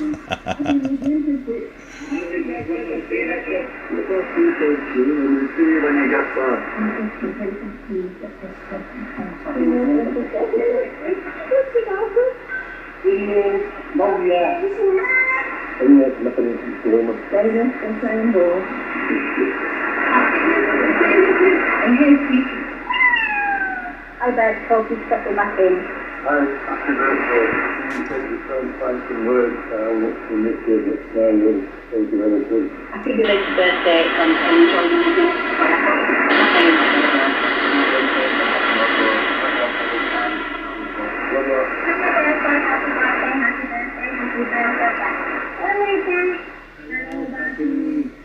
Excited for your adventures. Hi Matty, sending warm greetings from the Sarah and Mateo to the coldest place on earth. Take care. Oh, it does. VA7 EMT. It does. I'm going to give you the name of it.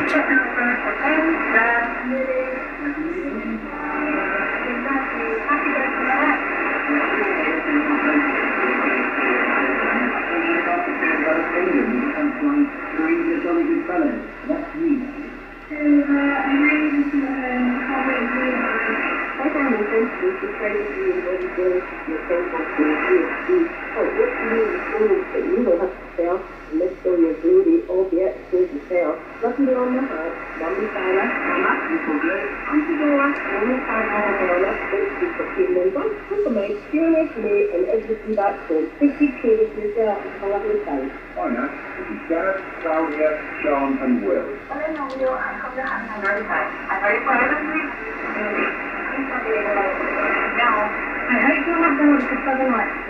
And when you get back, we need to have barbecue and a whole bunch of cocktails and a whole other fun. Keeping you drunk, looking forward to the autumn and you getting back.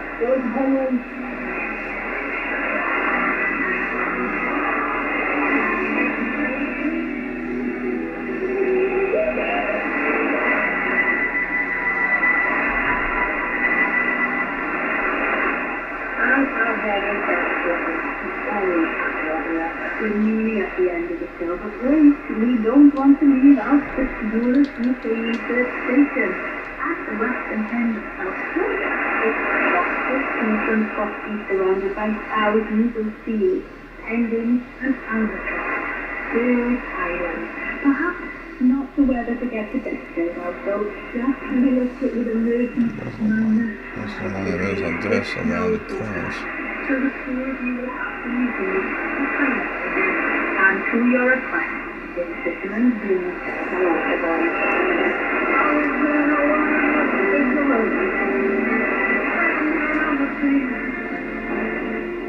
So there's some music. Let's search for it. Okay, here it is. There it is. This is exactly what I have. VA7. Here is a clock. So my clock is this link on Amazon. You should be getting it. And that's as well. That's a kind of electrical car association.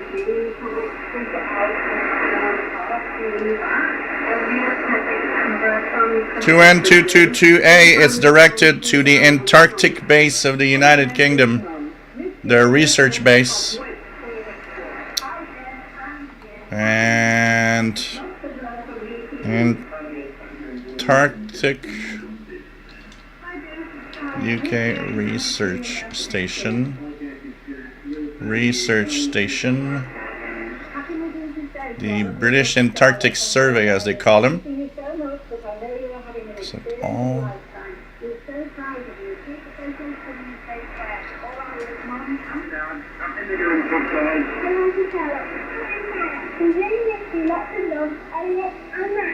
I'm Peter. I'm Sarah.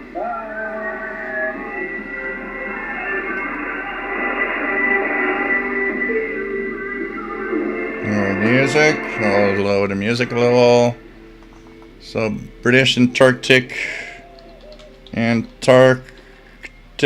Survey. Island and South Georgia and all the other research stations in Antarctica supporting the scientific work of 27 nations, and to all our listeners and slightly warmer parts of the world. So many of the messages ended the same way to cheer and family chorus. Goodbye. Happy Midwinter. And we leave you with a seasonal theme that's almost as old as this broadcast. It's by Jimmy Smith from 1964. It's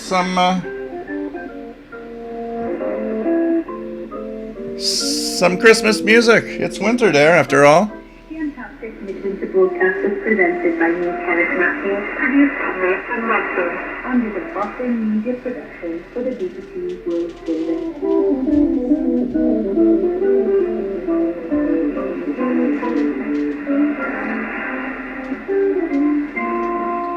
So it is ending in a minute or so. This is very, very cool.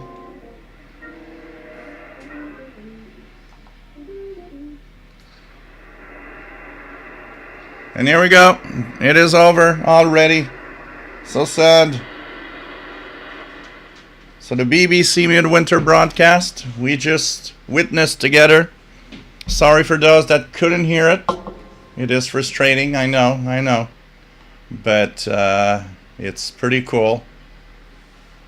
Pretty cool. So Jasmine, you just missed the 30-minute BBC Midwinter broadcast to the British Antarctic Survey base, and they just ended their broadcast. That was we were listening to. It's a once-a-year broadcast, Jasmine, for about 40 people at the base there in Antarctica, celebrating midwinter, as we are in the solstice today, and it's winter there. And they're having a big party and having fun. So nice to have you here, Jasmine.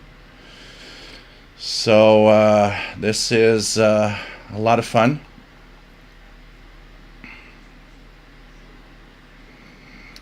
Yeah, I'm trying to find the location of the British base there. Actually, the British Antarctic Survey, British Antarctic Survey location, and if we look at their location, let me just see it here. Yeah, there. So let me check the Antarctic, how it's made. It's kind of hard to figure out where it is. Just seeing the Antarctic. But I need to have a bigger view.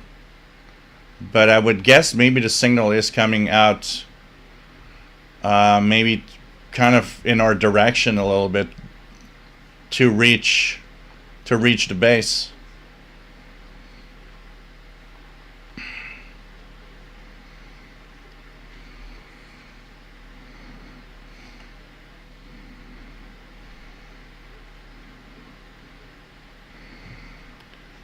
And so I'll just put this here for you guys that missed it or want to listen to it again, or listen to it because you didn't hear it.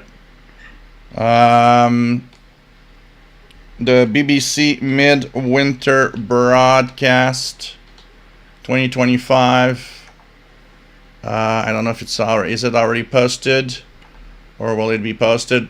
It is posted already on their web page. So here's the BBC web page where you can get the Midwinter broadcast and previous years if you want to listen to it. Here we go. BBC. This is where you're going to get the audio. And Robert Varner, nice to have you on board from New Jersey, KC2TEL.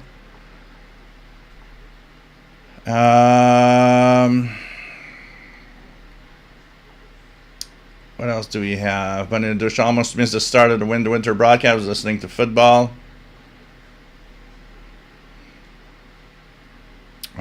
Radio España 15500. Yeah, 26 shopping weeks till Christmas. You know, it's incredible. We're already half of the year done. I'm flabbergasted at how fast this year is going. I have the impression it's going faster all the time.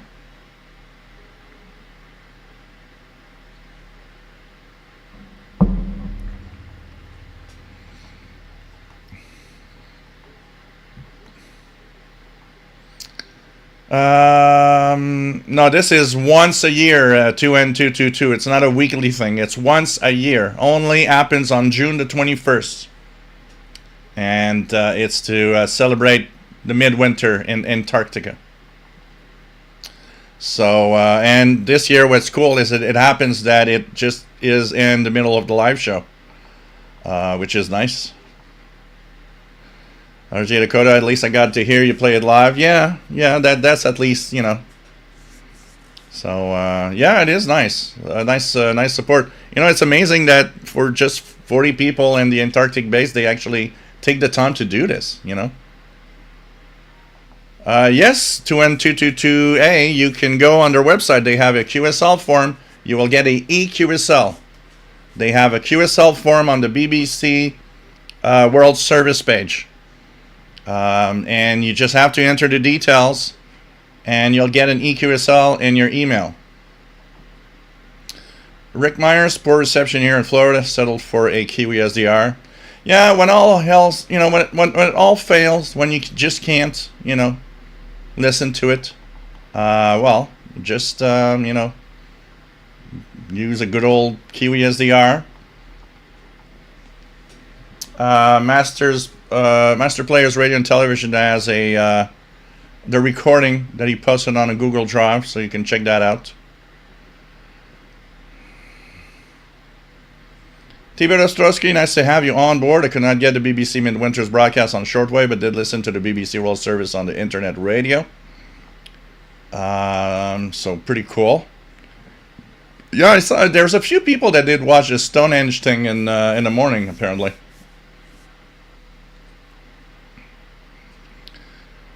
So yeah, well, that's why I put up volume. I thought, well, you know, some people will at least have the opportunity to hear it through here. Fred Waterer, there are more people listening in this chat room than the intended Antarctic audience. Yeah, that's the funny thing. It's like they're sending that to 40 people, but there are probably more than 100 here out tuning in. And that's not counting. I was looking at the Glenn Hauser's I.O. group with tons of people that are not here, and all the posts that we're going through of midwinter broadcasts, and it was just so funny. It was just so funny. It's like, okay. So, pretty cool. So, once again, if you enjoyed this, if you like this, I have don't forget, you can send me a little something through your super chat, and of course there's a pizza fund and Paul the Cat treats, and don't forget through PayPal, which don't forget all donations through wherever you put them, you will be in the drawing of 2 Canadian International DX Club memberships first week of August. Second of all, I will remind everybody that want to join, next week we have a Zoom meeting. So it's going to be 2 days of seeing my face. So if you're not ready for that, well, maybe it's time to go do something else, because you'll be seeing my face 2 days in a row, whether you like it or not. And this Sunday, the 29th is a Zoom meeting. Here is the link to register. And let me just fetch this for you guys, the link to register. And I gotta do things so that it's more in order. So here's where to register if you can be here. Whether you have a cam, if you have a cam, is great. If you don't have a cam, it doesn't matter. But Zoom meeting, June 29th, 2025. That's Sunday, 20 hours UTC. This is the link. Why not join us? And as of this moment, if I look at the Zoom,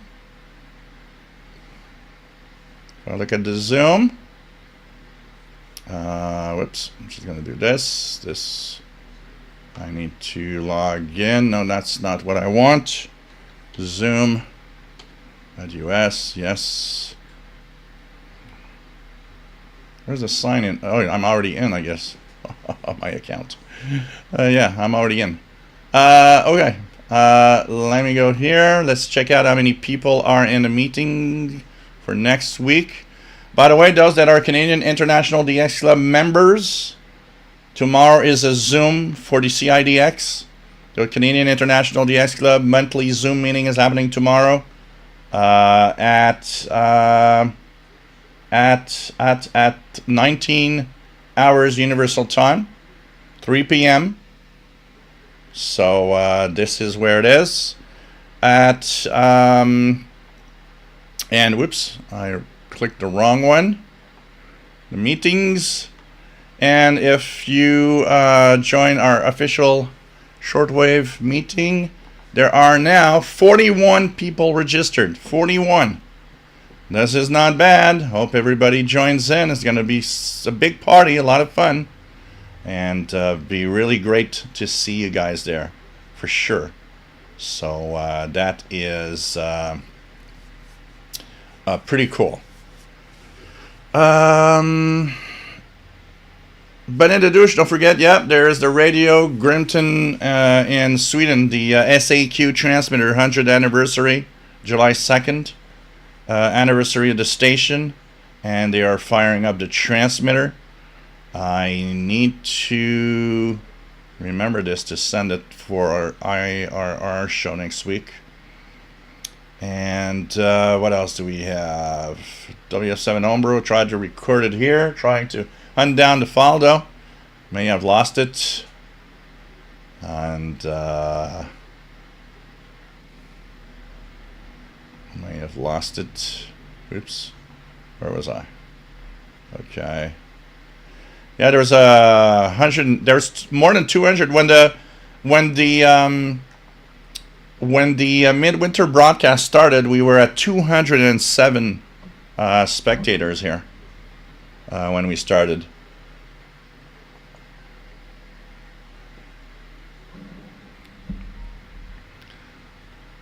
KW61, does the BBC give out the I didn't receive the signal QSL cards? Yeah, you know. The worst part is that's a form. It's like you could just go online and you can just say, oh, I heard the BBC on, you put one of the frequencies that they know is transmitting. Oh, I heard it from there at that time and that frequency. And they're just going to send you. They don't verify anything. Radio Kid was hopping between receivers. The Grande 450 DLX was the best. And 575 got better over 30 minutes. Something to be said about analog receivers. The Texan DSP was fighting with AJC. RG Dakota Radio RSA used to do something similar to this, directed to people in the northern region called Contact, each Saturday afternoon.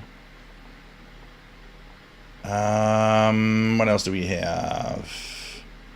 Jean Arash Gilles, the audio file on the BBC page you posted is geo-blocked in Canada. Is it? Is it? Let me check that out. That would be new. It wasn't before. Wow. They geo-block it now. Midwinter broadcast 2025. That would be stupid. Come on, guys. Listen now.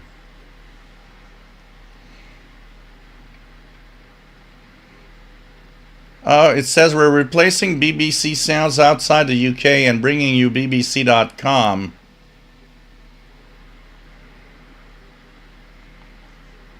So, if I go to bbc.com/audio,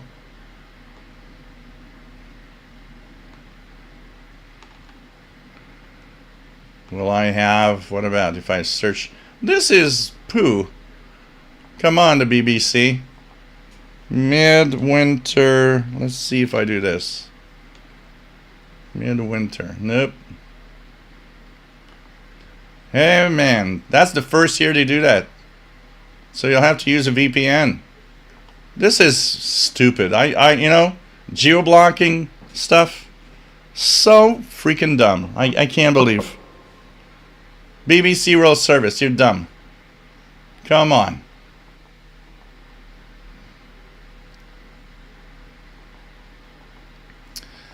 2N222 is a SpeedX member at some point. Yeah, 9575 was Ascension Island.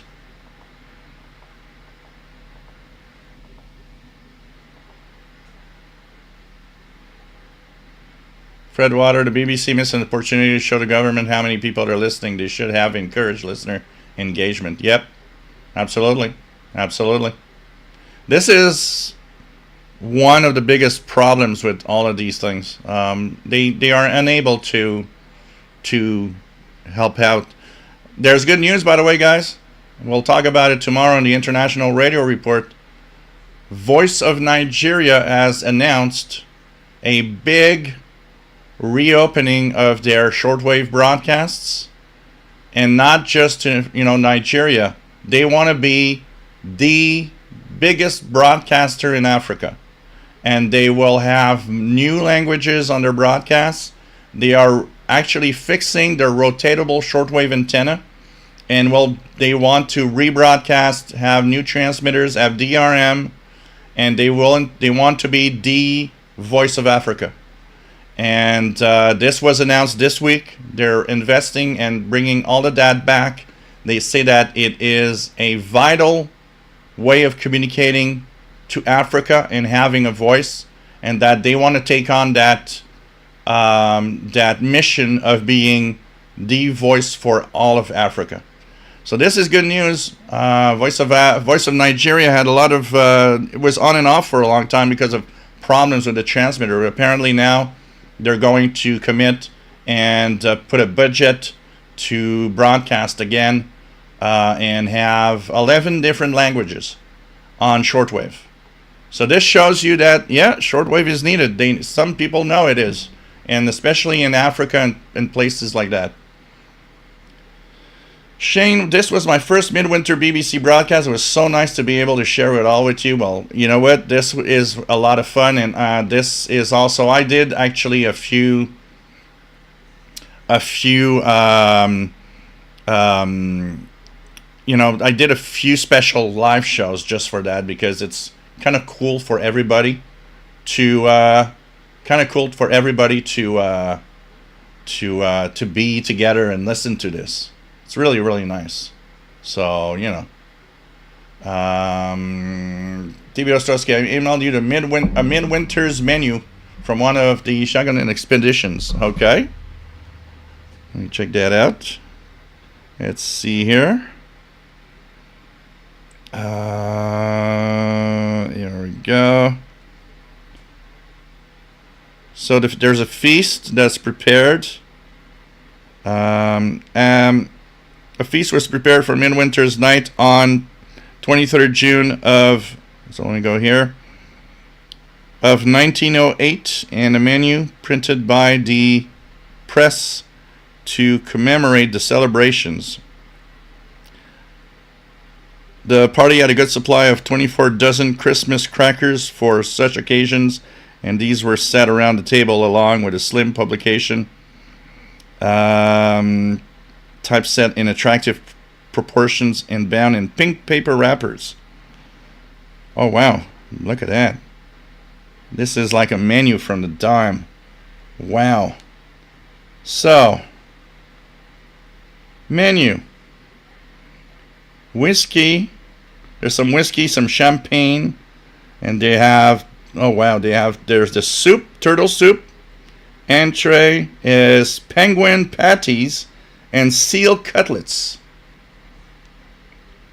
Then you have the roast reindeer and black currant jelly, potatoes and green peas, and there's plum pudding, Ealing cake, and mince pies. There's coffee, cigars, and cigarettes. We see that we're in another time in. So okay, that's that's kind of nice. Oh, good. Bunny the Douche, I think 2030 it isn't being held in. You're going okay. World Cup. People are talking about the World Cup and stuff. Bunny the Douche, yeah, I don't think. Okay.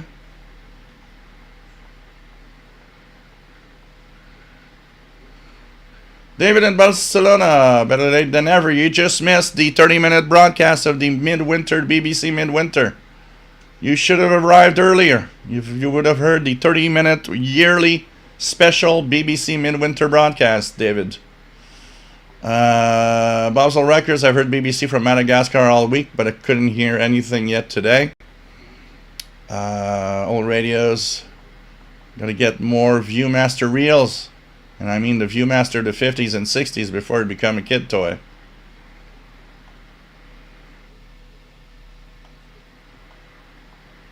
It's on Tampa Telescopic or Long Wire in Florida. No go for the BBC.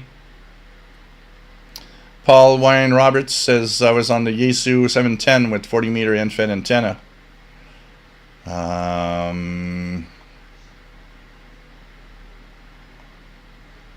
What else do we have here?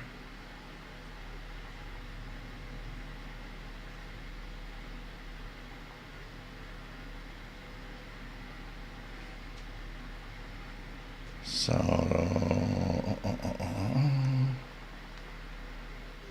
thanks, Jasmine. Yep, Nigeria is projected to be really, really big. I mean, it's the most populated country in Africa.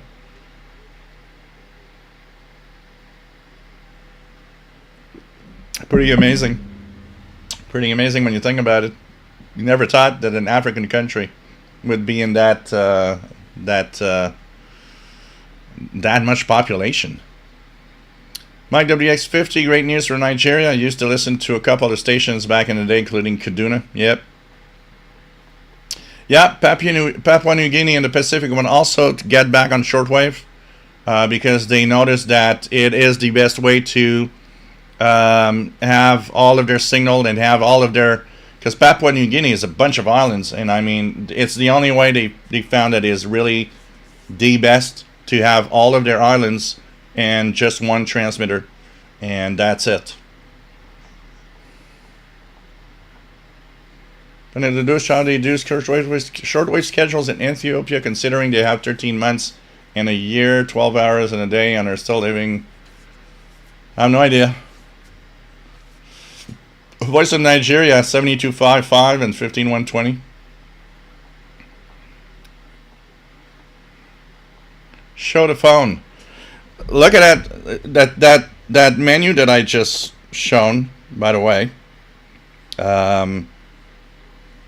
Look at how old the menu looks. Just looking at the menu. Like there's even a stain. There's like, this is an old menu.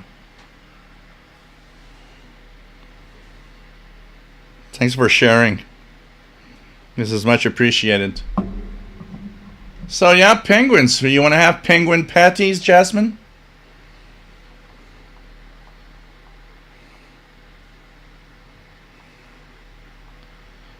WS50, I logged Nigeria on 15119, which in 1981. I guess maybe they were off. Yeah, that was a thing back in the day. A lot of the the African stations were kind of off a little bit.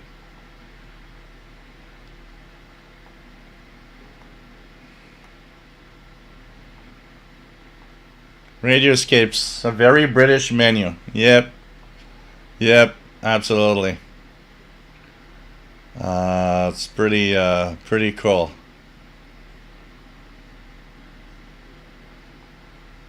Let me go down. I will take a break for the purpose of my caregiving duties, guys. And so while that happens, if you want to give a donation, please don't hesitate. If you never did, why not? It's not always the same people to actually donate. It really helps a lot. You have no ideas, guys, how helpful it is to keep this going.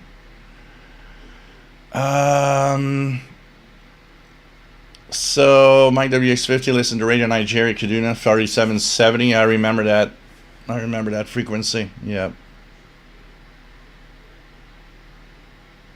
Jasmine, it's a new whatever YouTube wants to do.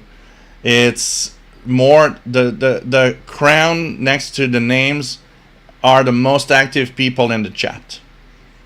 So those that post the most have a little crown. I don't know. It looks more like kid stuff than anything, but hey. It's one of those, you know.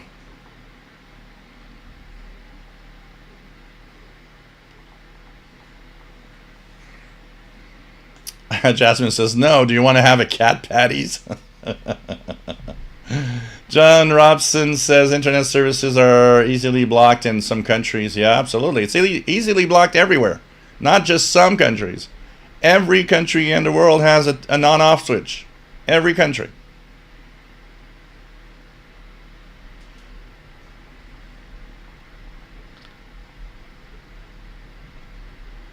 Dave Newmeyer, N0KM, tried the BBC, didn't hear him. My WX50 logged Papua New Guinea, 48890 in 1981.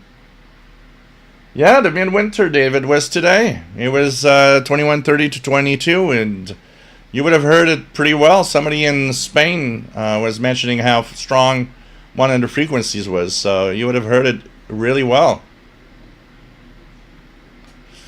The Win 1916, nice to have you here. So I'm going to pause the chat here. I'm going for caregiving duties, guys. I will be back in 2-3 minutes. Unfortunately, Paul the cat is nowhere to be seen. I can't put the camera on him as I'm leaving. So see you in a couple of minutes.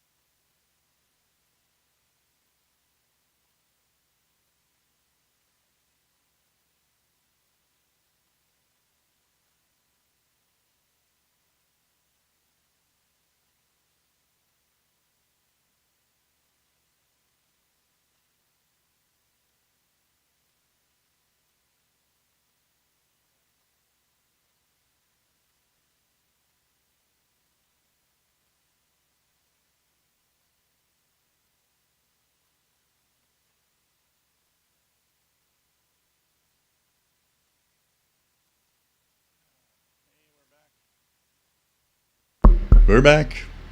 We are back. And so, here we go. So BBC Midwinter was a lot of fun. I think we had really a lot of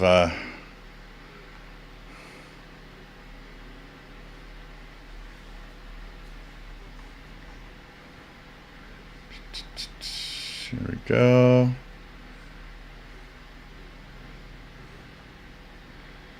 Okay.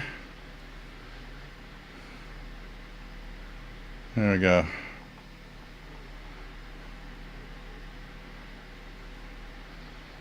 Okay, so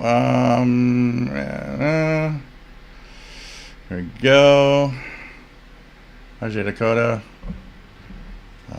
Yeah, I mean, there's a lot of broadcasts from Africa back in the day. I can tell you that. It was just amazing when you think about it. Oh, man. Oh, I could have switched to the waterfall cam, Jasmine, but it's just a waterfall. But yeah, I could have. Definitely. Lanik. Take care. Now, Ken is number 1. Here we go. It's like a loudmouth, you know, a loudmouth scorer. So, you know. So, no, it doesn't work like that, Jasmine. The radio has one out, and it is very finicky on the Yaesu FTDX10. There are tons of rules to obey. So if it's it has to be either out on something or either out on a monitor. And so I prefer to use the camera to do it. It works well and does the job.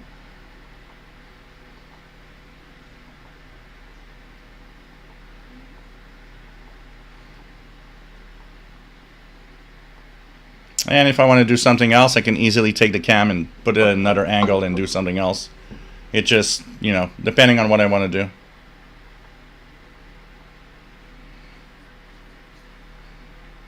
What SDR, JFK, are you installing on the Mac?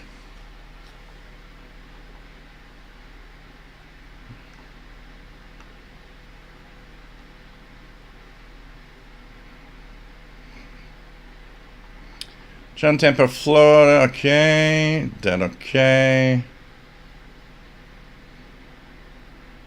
Mike WX50. Speaking of stations being off frequency error, yeah, Iran was that was weird. 9022, 15084, absolutely. Richard Califano, nice to have you on board. And celebrating 56 years of shortwave listening. Well, you know what? Cheers to the 56 years.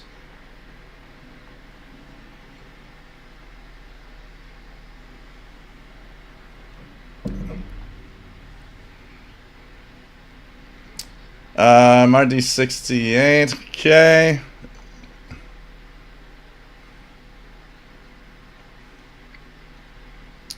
RTL is the RV4. I think you'll have to download a specific software for the Mac.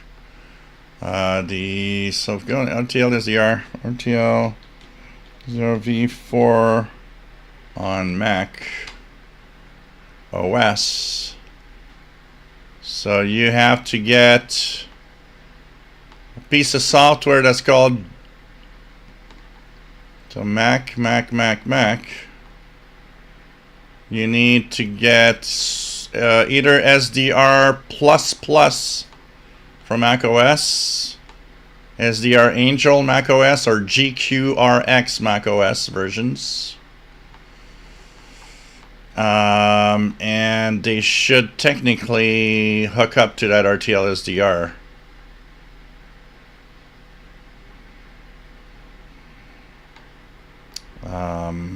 I would guess.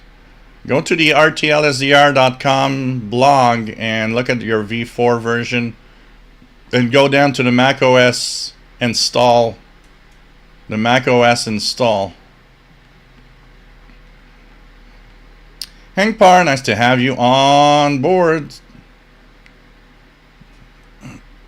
So which one did you look at, Jeff K? Angel on Run? Try GQRX or SDR++. None of them want to work on it. You have a official SDR v4 because there are fakes. Make sure you got the real deal. The fakes have a problem with working. Because I don't have a Mac anymore. I don't have a MacBook anymore. Because I would try it and I would probably make videos. Maybe I should get a MacBook just for the purpose of people that are Mac. There's still quite a lot of people on the Mac, so they've been a little more popular in the last 5 years. So they've gone up in market share a little. So maybe I should at some point. I used to have a MacBook Pro for years. So it was easy for me back then. I was just like, well, I'll do it here and then I make a video of it. But I haven't had a Mac computer in 6 years now. I haven't planned to buy one. But I have a, not because, I personally don't care about Mac computers. But I know that for the purpose of some stuff, sometimes it could be useful for me to have one. I was thinking of maybe getting a Mac Mini and putting it on my big screen TV in the living room, which is not too expensive. And, I would, if I need to do something and like show someone how to do something on a Mac with radio or whatever, I would be able to, use the Mac Mini and do it. So, Richard Califano, you're great as always, but we need to see Moscow Nights. You guys can't get your eyes away off of my Moscow Night dance. I knew it. Yeah, then the 19657 Macs are the market share has grown in the last, I'd say in the last 7 years, 8 years. It's surprising. But that was one of my ideas. Get a Mac Mini and put it on my big screen TV in the living room. So it would be like, I got a Mac. It's not going to cost me, my shirt. And and it's going to be, and when I need to do a video about something, I got a Mac to do it on. So that I've been thinking about that a few times lately. Maybe getting a Mac Mini for my big screen TV. Even here, I could even put it here on this screen. I could run OBS Studio on Mac and run the cameras and run everything. It would work on a Mac Mini. It would be great. It would be fine. I could do that also. That's where donations help because I need to buy equipment to do stuff, and and so. Well, Benededush, that's a personal opinion. I'd barf more at Linux than anything else, but it's a question of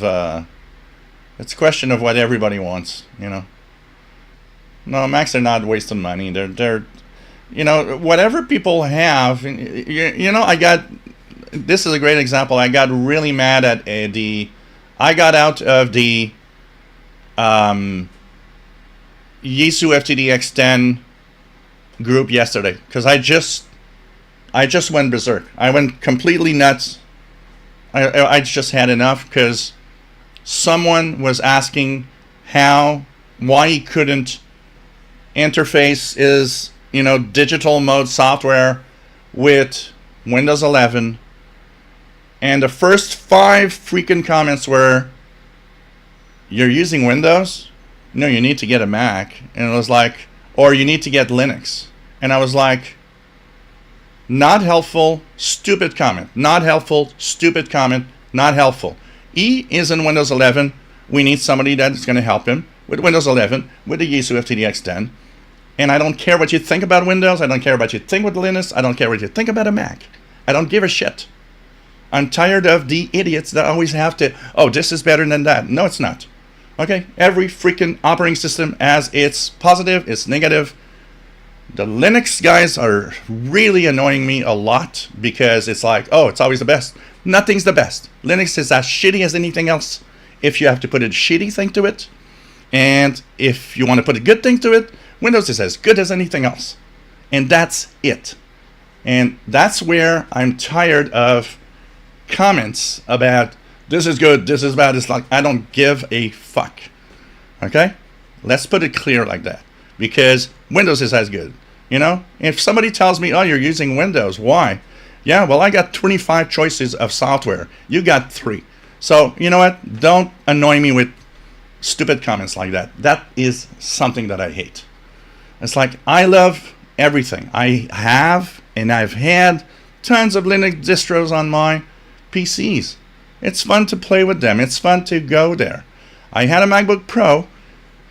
I was fine with it. I was okay with it. It's because my take duties required me to have a Mac because I was fixing Mac computers too. And you know what? I don't hate Mac. I'm a Windows guy and that's it. But I'm tired of, well, this is better, this is better, this is better. No, it's not. Okay? Please. Please. That type of comment, I don't give a fuck. Okay? Everybody wants to do what they want to do and use what they want to have. And that's it. But stop crapping at an operating system. I'm freaking tired of that. So that's it. Okay? If you're on Linux and are happy, that's fine. That's fine. Okay? It's great. It's okay. Be happy. But don't poo-poo on Windows guys or on Windows people. It makes Linux users look idiots much more than anything else. And it's the same thing on the Mac side. It's like Windows users poo-pooing Mac. No. Don't do that. Okay? They got a Mac, they're happy. That's it. That's, diversity is great. I do not want a world with just Windows. I do not want a world with just Linux. And I do not want a world just with Mac. There's 3 choices here. And this is fine. This is actually what I like. Choice. Go where you want to go. But don't poo-poo on each other because that doesn't work with me. Because if you want to poo-poo, I can poo-poo a Mac, poo-poo a Linux guy, as much as they poo-poo Windows, okay? Please. So that was my rant for today, and now we'll have a sip of beer. Kevin, nice to have you here. WS2H, running late, but I was listening to a podcast from your fellow Canadian, David Frum. The podcast was about how downsizing the VOA greatly reduced our influence in Tehran. Yep.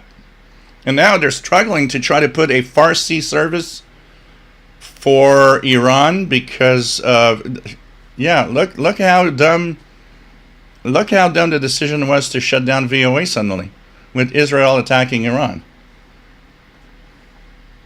Yeah, the MacBook Air. Yeah, that could be definitely the MacBook Air could be it's also not priced. It's priced decently. John, Tampa, Florida, thank you for the pizza fund. My WX50, I have a Windows laptop and desktop. I had a school-supplied MacBook back in the day, and that was pretty nice. Yeah. Gene Cannon, nice to have you here. And 5WFZ in St. George, LA. Welcome back with 1960. London 19657, just bought a mini PC, came with Windows, streams perfectly, 160. Yeah, you happy? That's the only thing that counts. Only thing that counts. But in the douche, yep, you use whatever you want. Richard Califano, my donation should go to the Liquid Refreshment Fund. Okay. Play ads, all the same. Yeah. Keegan, that's true. Yep. Pros and cons for everything. Yep. You know, that's all. Downhill, as usual. The us versus them kills me. Yep.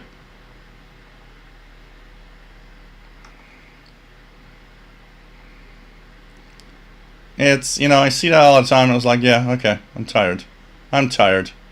If you want to go to Linux, if you want to do this or that, it is fine. I have no rant against anyone running whatever. But be happy with your choice, but don't poo-poo on the others. That's all. Do not poo-poo on the others. There's no reason, and you have no right, and there's no real reason to poo-poo on anybody. When somebody tells me I'm on Linux because it's secure, it's like, yeah, learn what security is all about. You'll see there's no more security in Linux or Mac than there is in Windows. If Windows was such a bad security problem, there wouldn't be, all the enterprise using that. We would have moved on to something else. It's life. It's every operating system has flaws. We hear Windows more because Windows dominant.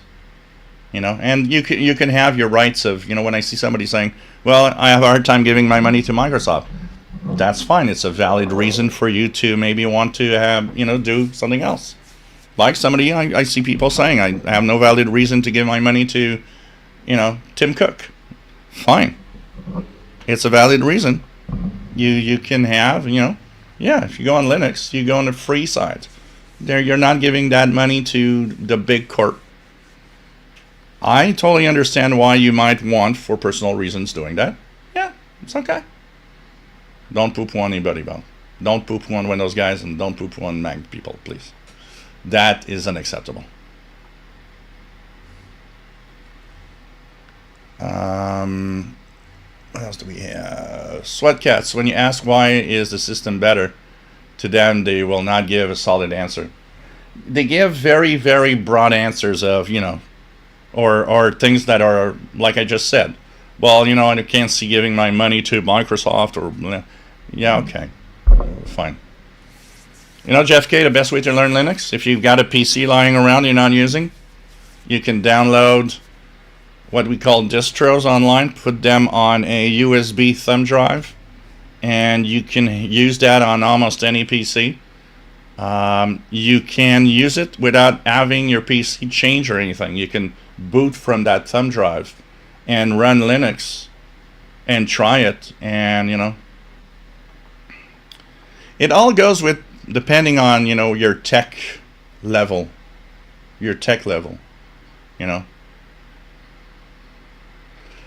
Bert WF7 I homebrew. For some reason, lots of tech people are super opinionated and have to sort of tell you what you should be doing. Seems like totally.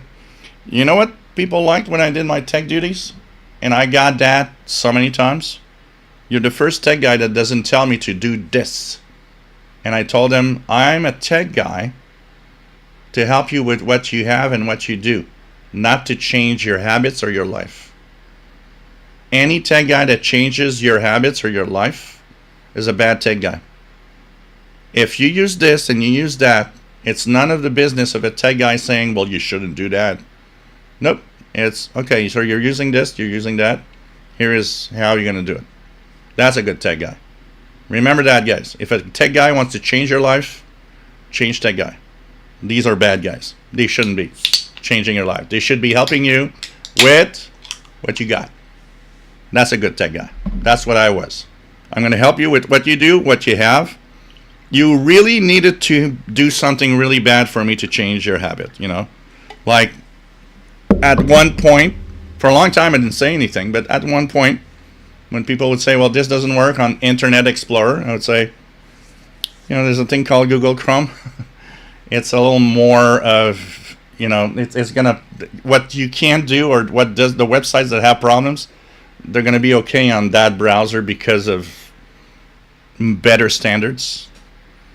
But it not always. It had to come to the point where Internet Explorer really became shitty for me to okay, I think it's time to change browser because you don't have necessarily the best But until it was really crappy and really bad, if somebody was on Internet Explorer, it's like, yeah, It's fine. So you want to do that? Okay.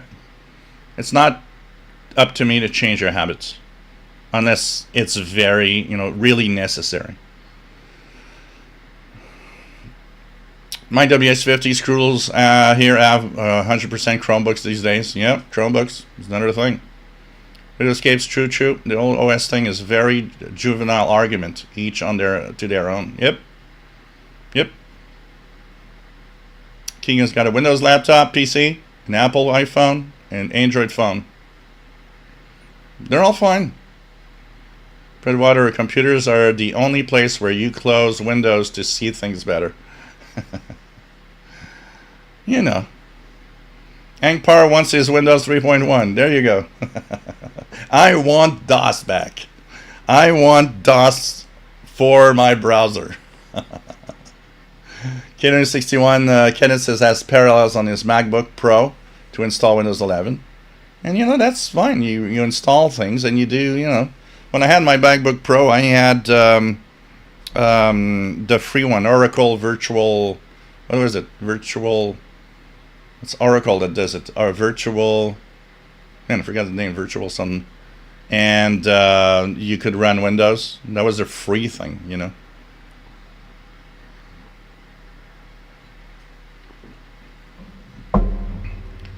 Remember Windows 95 when you had the, 25 floppies?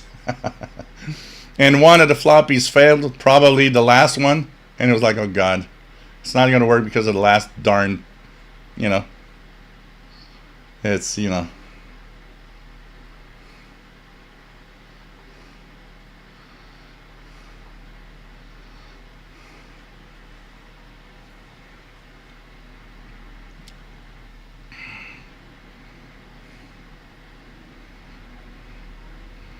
What else do we have? London 19657, thanks for the tip. Oh yeah, folks are angry about the operating systems all the time. All the time. Friend Water mentioned I'm drinking Coke, but we won't need Coke Pepsi drama. Yeah, that's the same thing. Larry Works, thanks for the OS rant, totally agree. Takes a lot away from the radio tech talk. So where in your channel can I find the gear you're currently using? Well, if you go through the different videos, you'll see all the stuff that I have, because I have a lot. You're giving me an idea. Maybe I should do a refresh video of what's the stuff I use the most right now. For sure. Robert Fletcher, nice to have you here from New Hampshire. Mine WX50, what NFED antenna are you using? It's a non-branded NFED that I actually purchased on Amazon. And it is good for up to 100 watts power for transmit. I ordered it because it wasn't too expensive. It's made for 40 to 6 meters is the official rating. My Yaesu is capable of tuning it on 80, although it's probably rather bad there. And has a 49-to-1 balun sealed for, make sure the water doesn't get in and anything. So it's nothing fancy, and I'm impressed doing contacts all over the world with it. But I am because it's been out there now for what? I got my license in 2021, so it's been out there 4 years now. And it's showing, wear and tear issues. I'm afraid I think the sealant might not be as good, and water might be going in. I noticed that when it rains, after a rain, for example, I got to retune a lot. So I think maybe water started to get into like the 49-to-1 balun in it. I could make my own. I mean, you could make your own balun. There's tons of videos out there. I don't have time, and I just want to buy something already made for me. So I was looking at some other types of end-fed antennas, some with maybe higher power in case I would someday use more power than 100 watts. Something good, so I'm going to check it out. I'm thinking of maybe experimenting on my own also. I was talking earlier about I have more noise from the house that's next door, and it's annoying me a lot.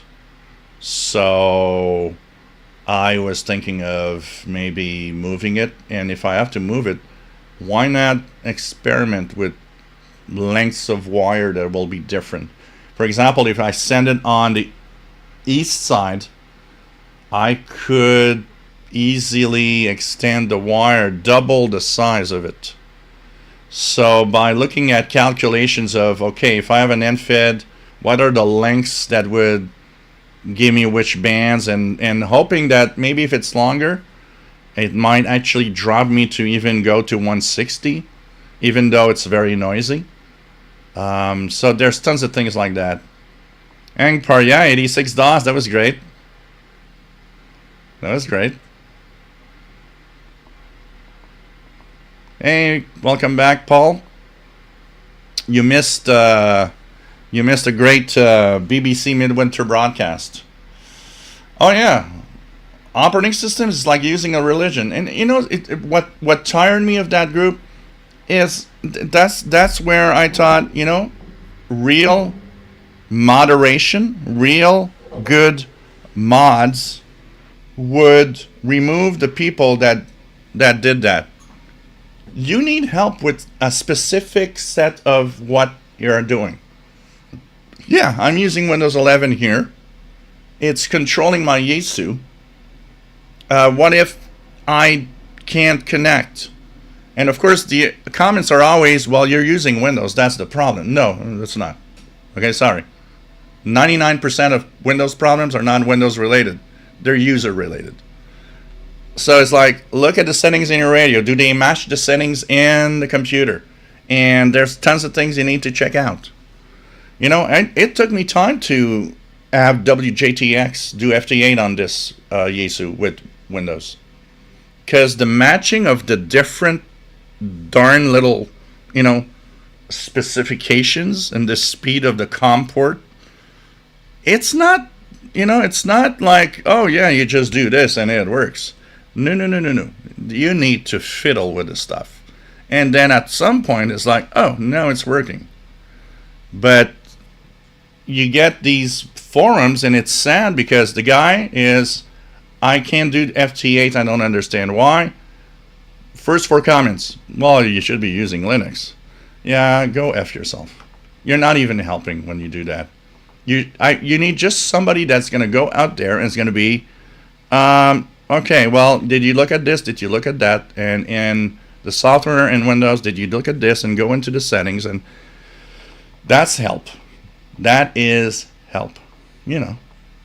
Kenneth, Jill, you sound like General M on Blackadder talking about a regiment being disbanded because of poo-poo. Plus and minuses for everything, absolutely. Downhill, I found Raspberry Pi was very a good way to get familiar with Linux also. Fred Water, my tech level, where is the any key? There you go. Kevin Michael, nice to have you here. I use only Android. Windows is very difficult downloading. My first computer was the compact 5352 from Windows 98. The times. Bert, I feel like good tech would explain the strengths and weakness of various choices, but not have a religious devotion to just one option and beat a drum about it. Yep.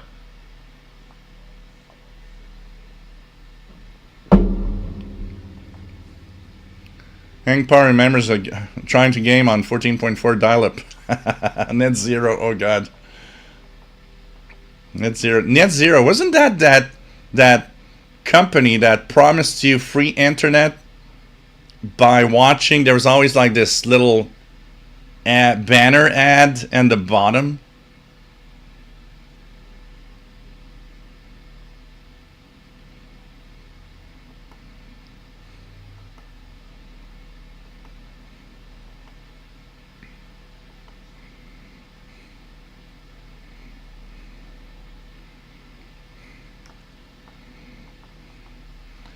But we had a debate at work the other day, three tech guys, and the joke was that we aren't Apple, Windows, or Linux people. We're Commodore 64 people. Oh yeah, indeed. I'm an Amiga 500 guy. I am, and still think to this day, the Amiga 500 with its operating system, best that ever existed. It beat the Mac like you can't even imagine. But market decisions and way thing goes push machines more than others, you know. Imagine if Microsoft would not have helped Apple in 1998. Apple would have died. We would not even have MacBooks today. Apple would have just died. It would have been over.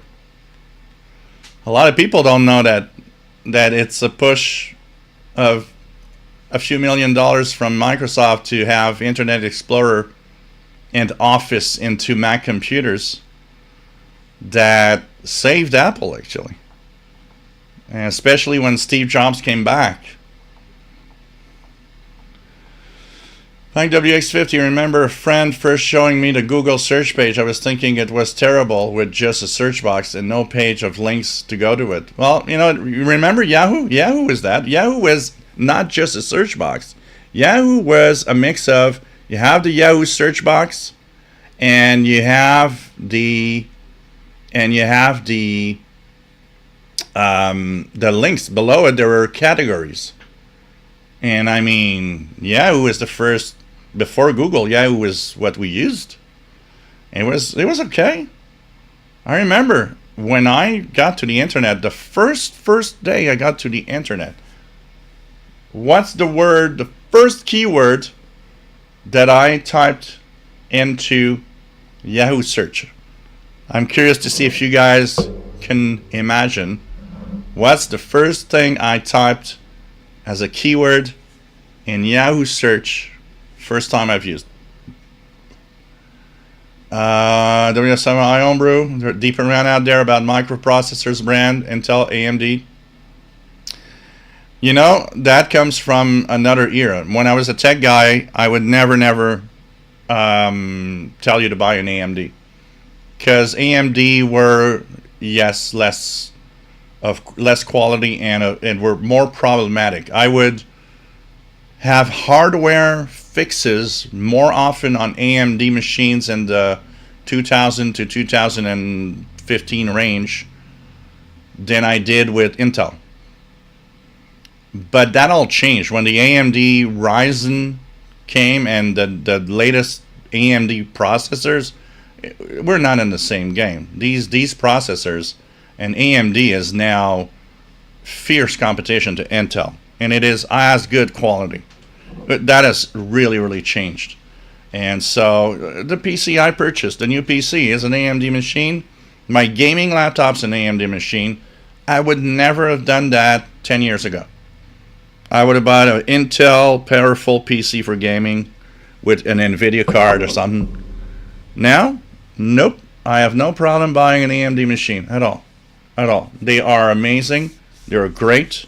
They don't overheat like the AMD processors of the day. They've really ramped up and made progress, and they're really good now. And this is great. But still today, you'll still have the debate. I actually had a video on my tech channel this week about this.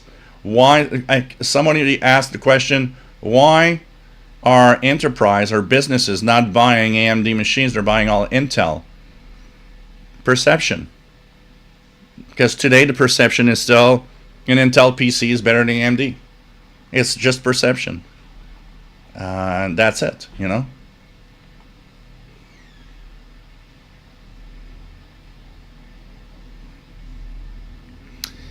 Keegan had an HP laptop. I had Windows 10 for most of its use. Recently upgraded to 11. Fred Water, my first Windows machine was Windows Millennium. That was the shittiest OS, though.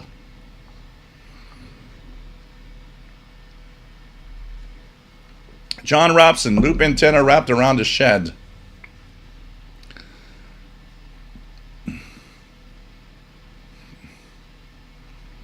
Yeah. I know that there are a lot of things I could do here.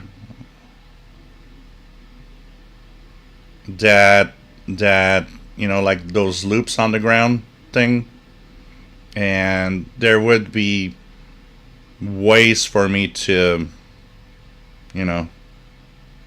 do stuff, but I don't know. I'd have to look at all the designs of the different things and see what could be happening, what I could do as what could be a good ham antenna for a place like this, where it technically, I have some possibility of doing and having antennas like I want, but I don't know.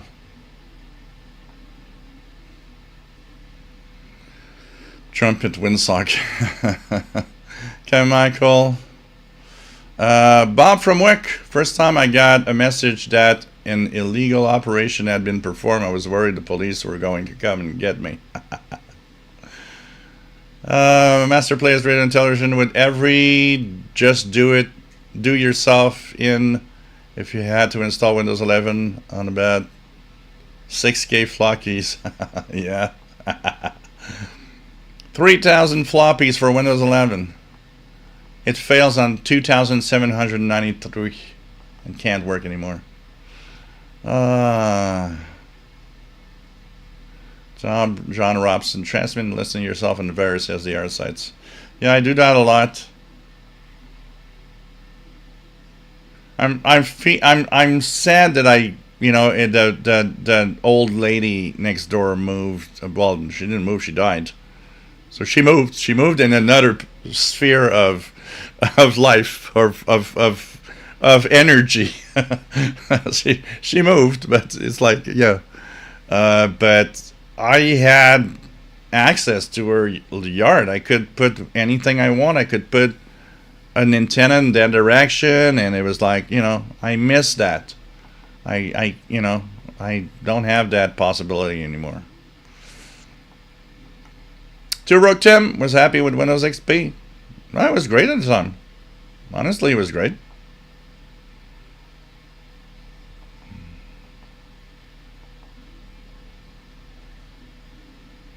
WF7i Homebrew, yep. Install WSJT and Rig Blaster on several PCs. It's never been super easy.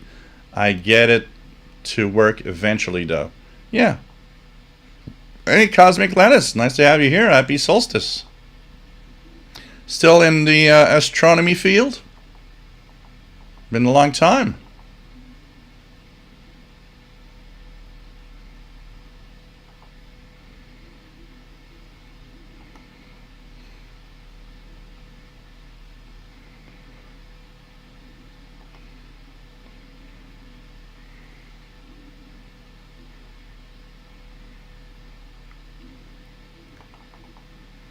Jean Arash used to have. When's the last time you had an AMD computer, Jean Arash? The AMD Ryzen are not crap at all.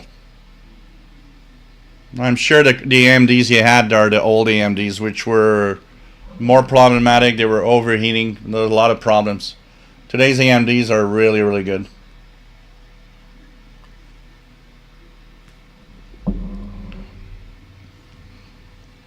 Bob Alu says you search radio. Close. It is related to radio.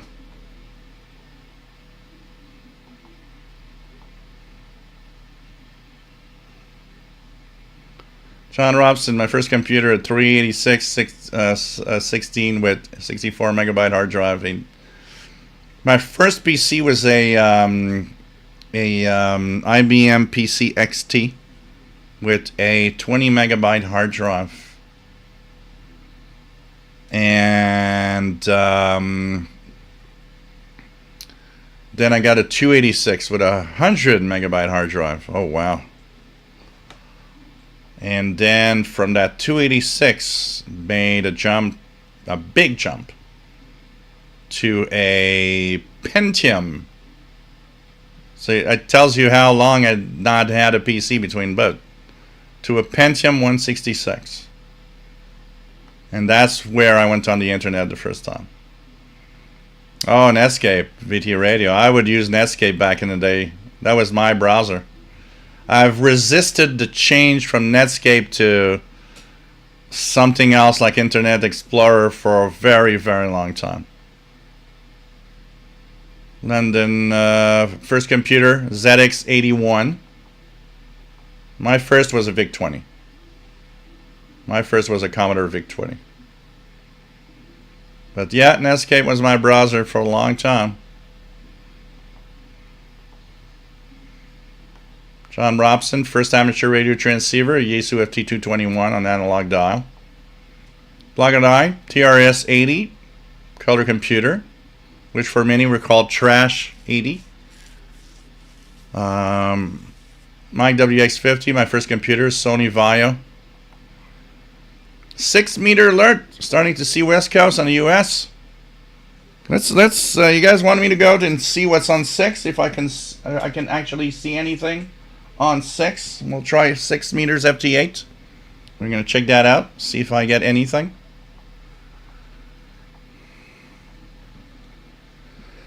AOL, no, Two Broke Tim, AOL purchased Netscape, if I'm not mistaken. And then that's where all the AOL CDs came through the mail. And floppies first and CDs after came through the mail, and they were Netscape browser variant made for AOL stuff. But I think it's AOL that purchased Netscape to Rotem. Nancy, after this comment, you'll wonder why I'm here. I have no idea what my first computer was, and the little drawer that slid out where you put a CD, I thought was a cup holder. That's good. That's good. I like that. So anyways, my first word, for those that are still wondering, was shortwave. I just typed shortwave, and I came across tons of websites with tons of things that I was just amazed about. All this info I now get about shortwave radio. Yeah, Firefox, Mozilla Firefox has some roots into the Netscape thing. Shane, why do people say the Texan 2200X works better on D batteries than the lithium ion? It doesn't work better. It's just that the D batteries last a very long time. I use it on D batteries, because if I'd use it on the lithium ion batteries, I'd have to recharge it every day. With D batteries, I mean, the D batteries I got in there are now almost to zero. And I'd say 3 to 4 months. 3 to 4 months. So shortwave was my first search, Nancy. It was natural. I was a radio guy. Shortwave.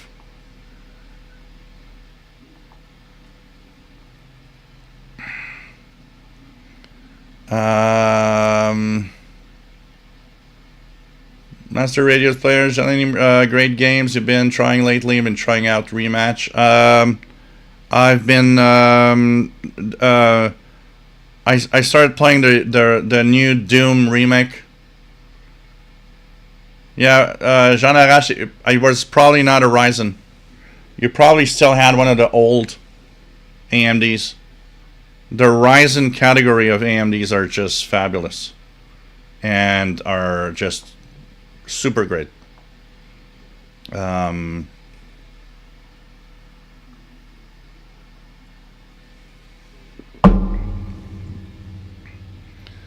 So Doom remake and Indiana Jones also. Blogger die. There you go. Kev Michael knew it. Shortwave radio. There you go. Shortwave. That's what I wanted. Blogger die. I have a laptop that came with Windows Vista on it. It's been upgraded to Windows XP and Windows 10. Unusable now. I have the Windows Vista CD. Thinking of reinstalling it. Now that's a machine. You know, when we talk about Linux, that's a machine, Blogger die, where I would, if you want to have fun and try stuff, put a Linux distro on it. That's a machine that you should put a Linux distro on it, and play around with Linux. See what it's all about. London 19657 ZX81 with 1K. Ah, yeah. Oh, God. As their players jump between IE and SK back in the schooling days. Cosmic Lettuce. Oh, Mosaic was the first. Yeah, Mosaic was the first browser. Absolutely. And, yeah. Yeah. That was the first one. Absolutely. It started all. You guys remember for the efficiency of when we were actually on the internet with a modem, like 56K modem. Real Player. We installed Real Player because it was so efficient. It could stream audio and even small videos on our screen. I remember being amazed that, hey, I got this little 2-inch square on my screen that has a video of a station on the other side of the world with Real Player. I mean, I'm streaming in, HD around the world today. I would never have thought that this would be possible. Who would have thought that a person, just one guy, could have a little studio like this and broadcast to the world 25 years ago? I mean, just amazing. Old Radios says is Windows 3.1 machine was probably the oldest. Yeah, I remember the generations. Like, there was these amazing things. I remember I had Windows 95, and Sarah McLachlan came out with an album called Surfacing, and I was just blown to bits. You would put that CD on a computer CD-ROM, and you could see a video. This was Building a Mystery video playing on my computer screen. It was like, oh, wow. Fred Waterer says his first internet search was Fred Waterer. Oh, man. Dave Newmeyer, TRS-80 model, 360K RAM, cassette storage. Oh, God, yeah. Blogger, yes, AOL did purchase Netscape. The acquisition was announced November 24th, 1998. I got a good memory. I remember it was AOL that purchased Netscape. When I started doing my take duties in 2000, we were getting AOL CDs in the mailboxes like all the time. And people would show me the CD they got in the mailbox. They said, what can I do with this? And I said, it's a great coaster for your coffee. It's a great tech coaster for your coffee in the morning. And they were like, what? Yeah, it's a great tech coaster for your coffee in the morning. Oh, man.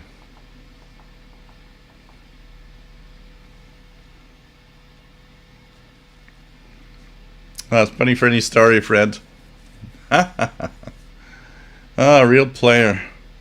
D-Radio 6 meters FT8, very quiet here. Not one signal on waterfall. Okay, I'm going to check it out.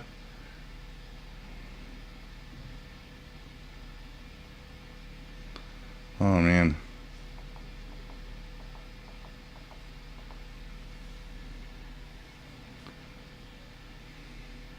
In the 19657, Real Player needed regular updates. Yeah. Yeah. Oh, man.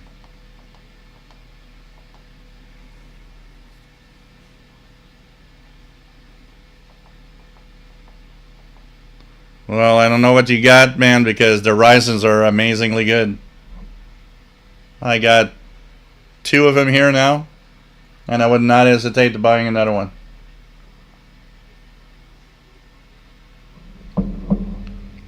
Oh yeah, the QuickTime thing, old radios. That was a Apple thing. QuickTime was Apple, and you guys remember we could actually have, there was QuickTime, and for a brief couple of years we could install Safari on Windows, which doesn't exist anymore. Mark Markland, thank you so much for the tip, much appreciated.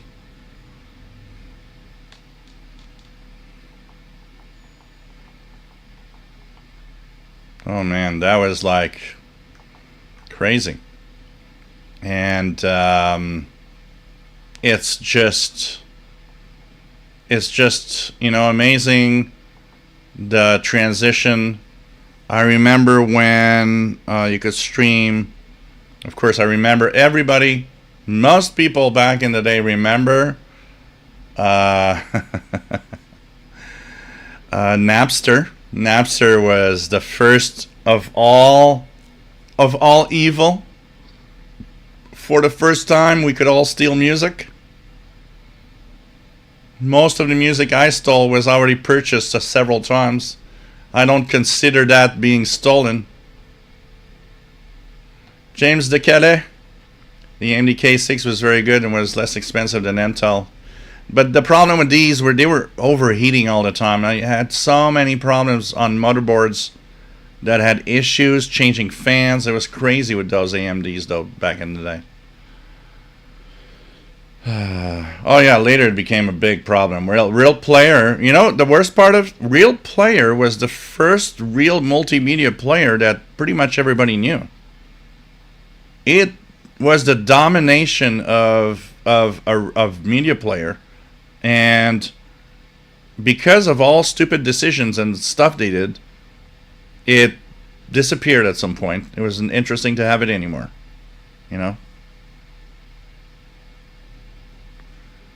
So, London 19657 plays Quake 2 every morning, or this morning, and that's good. Quake 2 is a great game.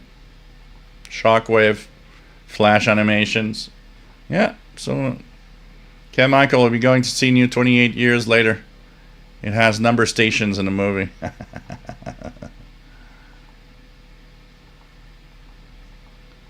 Oh man, that was something.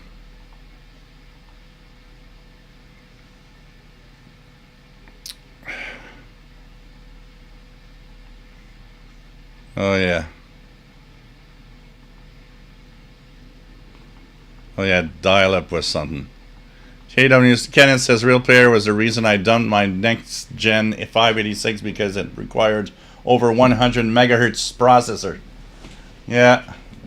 Timex Sinclair and Richard Wagner. Yep. Old radios had dial-up until August 2004. Nancy Sarah McLaughlin is beautiful Canadian. Yeah. I find it sad that Sarah McLaughlin's, that was like the top of her career. Surfacing was like popular, even in U.S. And what happened is that she dumped her husband, and which was also her agent. And it dumped her career too. We don't hear about her anymore, unfortunately. I went to a concert with friends there. We were like really close to the front row, to the stage, and it was very, very quiet. And at some point, I was a little drunk. I was with my friends, and it's very quiet. And she's trying to say something on the microphone, and I just blurred out, "I love you, Sarah," real loud. And she actually replies back, "I love you too, dear." And then she continues her story. And everybody around just started laughing. It's just so fun.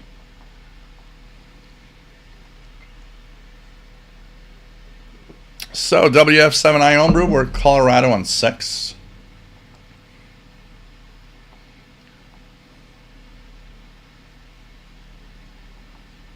Oh, man. Pretty good. Old radios, then it's official dial-up free by October 2005 and surely discovered YouTube. Oh man, Bob from Wix says, still use DVD as a coaster these days. There's something AOL online. I don't know. It's like, you know, it's just out there. It's like Yahoo. It's kind of out there. You can still go and search on Yahoo if you want. I still have a Yahoo Mail, which was my first email outside of the email that the provider gave me. You know, I understood very early on that if I wanted to have an email that I can keep, the internet provider I use shouldn't be the one I use, because if I change company, I lose my email. So that's when I did a Yahoo email, and that's the Yahoo email you guys are sending donations to PayPal. That was my first ever email out of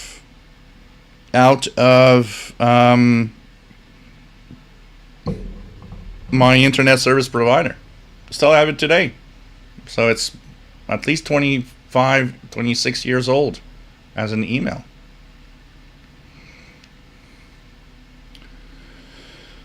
Man, there's something. Good old days.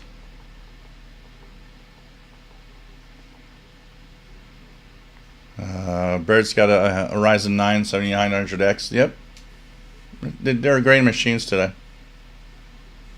Never thought I would go AMD someday. Downhill, I'm just getting ready in the near future to build a gaming PC that's AMD thread.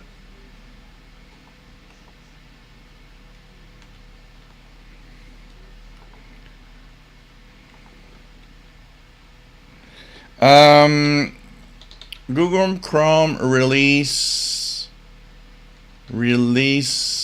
date. Google Chrome was released on September 2nd, 2008. And at that time, Internet Explorer was 80% of the browser market. It had completely removed Netscape from its spot.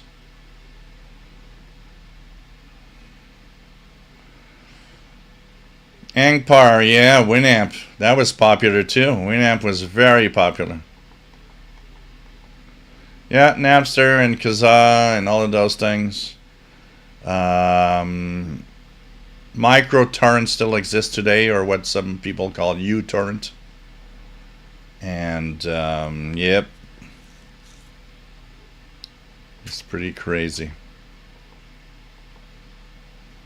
Kevin, Metallica ruined Napster for all of us. Yeah, LimeWire was another one, absolutely. eDonkey, I remember something with that, eDonkey. And then the internet service providers got to us. Okay, Michael, how do you decode number stations? Well, first, it's not a real decode, but there are a few, like the CW Morse code ones. There's also the ones that are MFSK or FSK. There are some software to decode what is in the message, but it gives you just plain, 5-letter number groups. If you go on Priam and you go into the different formats, they also tell you which software could be used to decode those types. So just go to Priam here and click on the different modes. And if there's something to decode it, they'll tell you what and where to download it.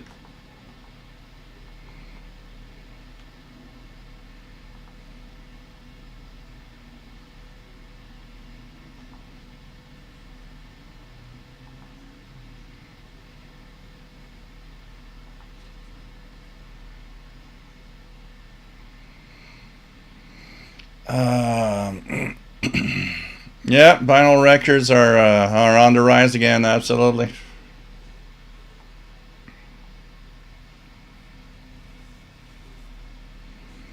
Andrew Galloway, one artist that hasn't aged well is Alanis Morissette. Yeah. I mean, wow, she was like, Alanis Morissette was like peak, super popular, lasted a short while, boom, disappeared. Just, okay. The cat on the shirt. This is the cat on the shirt. Here it is. It's the cat on the shirt.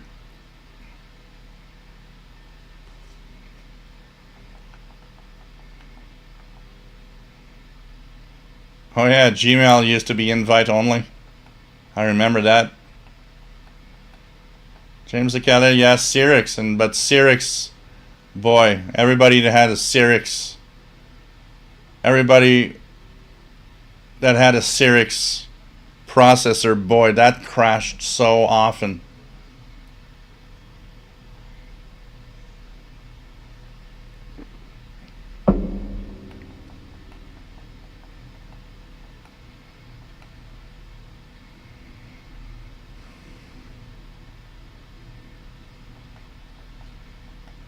Keegan, my rant is over. Well, think about the fact, Keegan, that, if you watched an ad, yeah, you missed content, I know. But you gave me a little something in return. But I understand. Fredwater Internet Explorer was what you used to download. Well, today it's Microsoft Edge. Donald Waddle from Central Illinois, nice to have you here.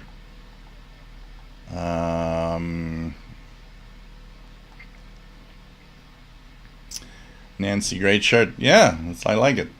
I saw it online. I was like, oh, I want it. I just bought it. I want it.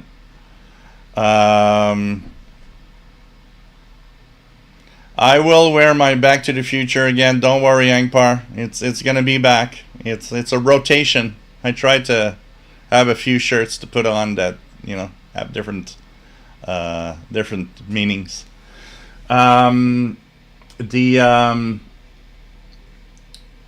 First thing that I also, if you're a radio guy and a PC guy, the first thing that I enjoyed, if you remember back in the day, we needed special hardware to decode digital modes. You needed a what was that thing? The P. What was the? I'm trying to remember. The pack rat thing. You needed to have tons of hardware to decode any digital modes. And then one day, and that is always what amazed me, one day, first I had to, by the way, if anybody has that, I want it, and I will pay the shipping. The PK232, Bert, yes, exactly, PK232, that's the one that I'm talking about. If anybody has the Commodore 64 SWL cartridge, I will pay shipping. I want it. And I have a Commodore computer here. I will plug it in and I will make videos of decoding amateur RTTY or Navtex on a Commodore computer with it. So I am once again asking to anybody out there that has the SWL cartridge that was plugged in a Commodore 64 to decode CW and digital modes, I want it. I will pay shipping. I want it. Now, I remember when my first entry into digital decoding without buying these devices, I remember I think it was a Hoy magazine, or there was a magazine there was a little circuit board. I remember building the circuit, plugging that into my Commodore computer. Not my Commodore, sorry. A PC, and being able to decode my first stuff. Then, the sound cards. You could, if you had certain sound cards, you could just plug the audio to the sound card, and the software would decode it all. And I don't know if you guys remember the when we would used to buy Sound Blaster cards because they were just so great. And I remember when I had my 286, I remember an article, and it was in, I think it was in, was it Popular Communications or Monitoring Times? They showed how with DOS software to decode RTTY in different modes, but you needed a very specific, like, you know, it was the beginning back then, so it's like duplex sound cards. And I went to the computer store here because there were several models. I looked, it's like, okay, this one's compatible with a 286. I put my Sound Blaster card in there. I actually got the software from I don't know where. I downloaded it probably through a 33.6K or 14.4K modem from some BBS somewhere, and behold, I was decoding RTTY with a sound card, and I was just so amazed. And there is a lot of that, and as time went by, computers came with sound cards, and then there's way more software like FLDG and all of that. That was such amazing things. You know, I mean, the other day, like, I have software in my phone to decode this. It's great when you think about it, that you have software on your phone that can actually decode stuff, when back in the day it was such a complex thing that you would use any software to do it. You know? Man. Yeah, PK232. I remember dreaming of having one of those PK232s. And I wanted one. I remember going to the last of amateur radio stores that existed here, and it was there, and I was looking at it, drooling, and like, oh man, I want this so bad. But oh man.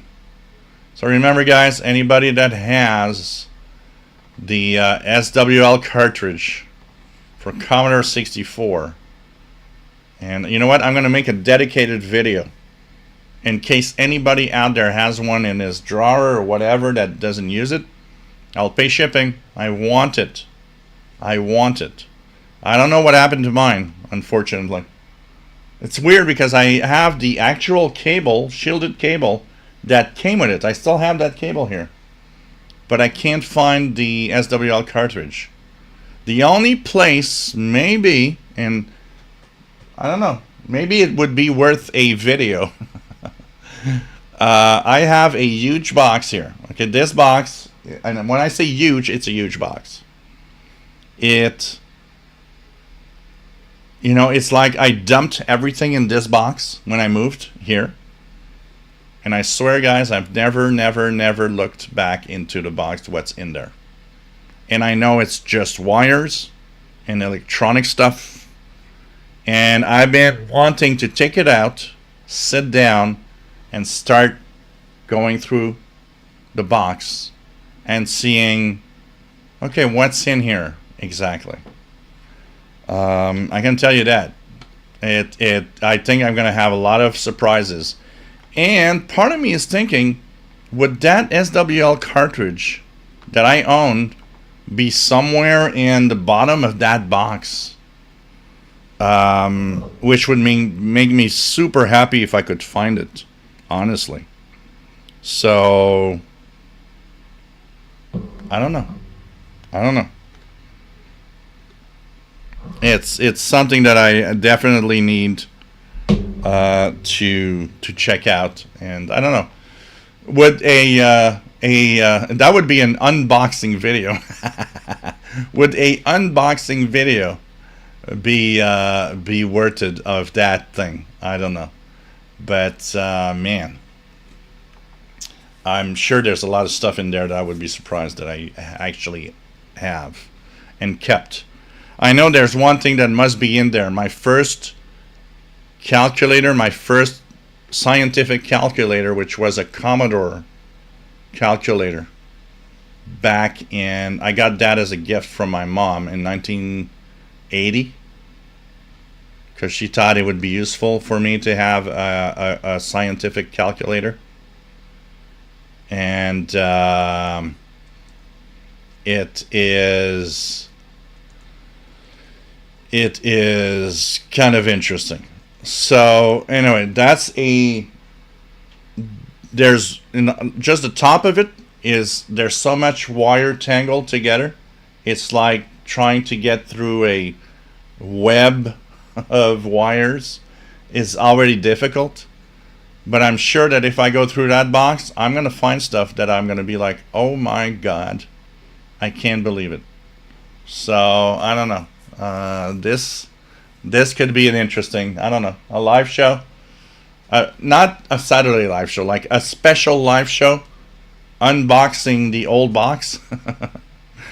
All the old stuff coming out of there. I don't know. That could be interesting. Maybe we could find radios underneath, and I don't know. But that box, I tell you guys, has not been gone through for 25 years. I just dumped everything. I have no idea what's in it. It's crazy. Hey Art, thank you so much. Thanks for the donation through PayPal, Art. Much appreciated. Much appreciated. Thank you so much. So I don't know. It's gonna be interesting to see what's in there. There's so much that we accumulate. When you move is when you see when there's so much you accumulate all the time. So James the Cat, I remember the Sound Blaster. Yeah, ISA cards. You had to set the RRQs and stuff. Oh man, yeah. I remember when I got the first Sound Blaster. What was it? The Sound Blaster. What was the name for it? It was like the card that you could import instruments into it, and through the MIDI interface you could actually play songs with instruments that were rendered through that card. It was like amazing.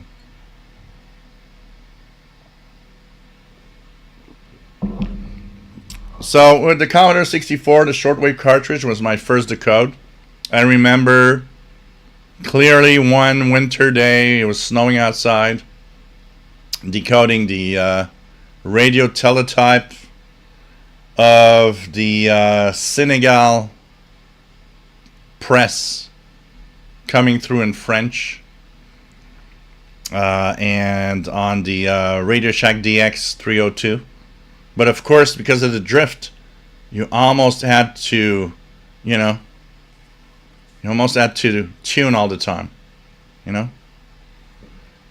that was fun. I remember that was my first entry into digital modes with a little cartridge, which was just amazing.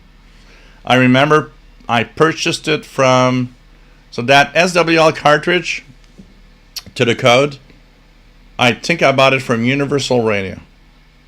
For some reason, that's where I think it comes from. So I remember back in the day that there was there were ads in like magazines, and I think it was Monitoring Times or Popular Communications that had a page with ads of Universal Radio, and it had the, I wonder if I got a picture here. Commodore 64 SWL cartridge. There we go. Is it? Yes, it is. Look at this.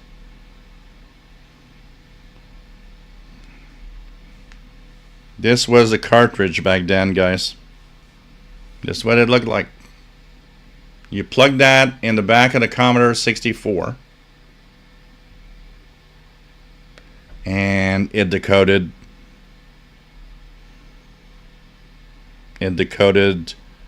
RTTY Baldo amateur radio. It decoded Navtex and Sitor B or something like that for marine broadcasts. Man.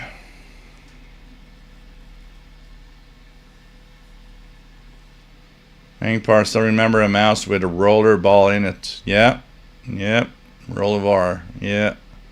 Had to take it out and clean it from time to time and clean the little rollers that would, like, you know, because it was just not going well. You had to clean it all the time. Yeah, MFJ had several decoders that were very popular too. Absolutely. Bob Allu, Kodak Field Techs in the 90s, held a rubber coupler to the dirty mouthpiece in phone booths, hoping to send service reports to Rochester for the first try. Kenneth says the RTTY decode reminds me of my U.S. Navy day with a friend who built SWL kit for his VIC-20 so he could keep up with the 1984 Summer Olympics on RTTY. Man, that is cool. And there's a lot of radio projects back in the day. Like if you had a computer and wanted to do stuff, there was a lot of computer projects back in the day. It's pretty amazing, honestly. Those were the days. I can tell you that. When I got PC, when I got my first satellite tracking, and I found out there were amateur radio satellites. My first ever satellite tracking software on my PC. For me, that was amazing. It was like NASA was in my home. I had this software on my screen that would track satellites. I would hear the satellites on the radio. I would listen to amateur satellites, my scanner radios. Oh boy, that was great. That was great. Honestly, it was, you know, all the things we've gone through, the changes we've gone through over time is just really amazing. You know, I remember listening to VHF, UHF, hearing stuff and not knowing what it is, but noticing that it was there for 10 minutes, 15 minutes, especially in the 137 megahertz range, and it would be back 90 minutes later. And it was like, what's that? And, you know, I remember, like, I knew it was kind of moving and so on. And suddenly, a couple of months later, there's an article in Monitoring Times monitoring amateur radio satellites, or not even amateur radio. I think it was monitoring satellites with your scanner radio, and it just opened up a new world. Finally, I knew what I was listening to. Finally, look at that. What I was hearing was a satellite. This is so cool. It is cool. Just noticing, like, I'm listening to an actual satellite in orbit. Who would have thought that, you know, people tell you it's like, no, it's impossible. You got these big fancy antennas, and no, I am listening to an actual satellite in orbit with my little scanner radio, and it's like, it's not that complicated. I mean, you know, it's crazy. It's totally crazy. So I don't know. It's when you look at that, oh man. All radios don't have a real 6664C is great. It's a Commodore 64. It's an updated Commodore 64. Actually, what I have here is a Commodore 128, and it's got its Commodore 64 mode in it, and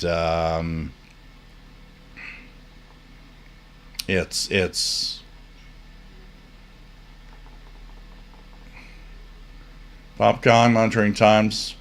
By the way, once again, for those that don't know, there's a great website, World Radio History. If you've never gone there, all of the popular communications, all of the monitoring times, and a lot more are there. If you want to go back in time, there's even some amazing documents and document books and all sorts from the 30s, the 20s, the 40s are just so much fun to watch and to read. You know, radio in 1940. It's like, oh wow, I wish I could go there and listen to radio back in the day. Also, so world radio history, very important. You know, I rarely talk about it, but if you miss monitoring times, there's the Spectrum Monitor. I should actually ask them to give me a free year because I talked about them so much, and I'm sure a lot of people are subscribed because of me. Fred Waterers, I got a great programming column there. The Spectrum Monitor, and here's the link if you want to join the Spectrum Monitor. Honestly, Spectrum Monitor feels like monitoring times because there's a lot of the editors, a lot of the guys that did articles are in the Spectrum Monitor. And so why not go here and join the Spectrum Monitor? I think it's a great publication. It's not paper, it's electronic only, but I think it's totally worth it if you want to have a publication, and it does look like the Monitoring Times magazine, honestly. So, you know. Lloyd D says used to have a counter 64 for AM radio packet radio on 2 meters. Yeah. There's a lot of stuff that little machine did. It was just so cool, so cool.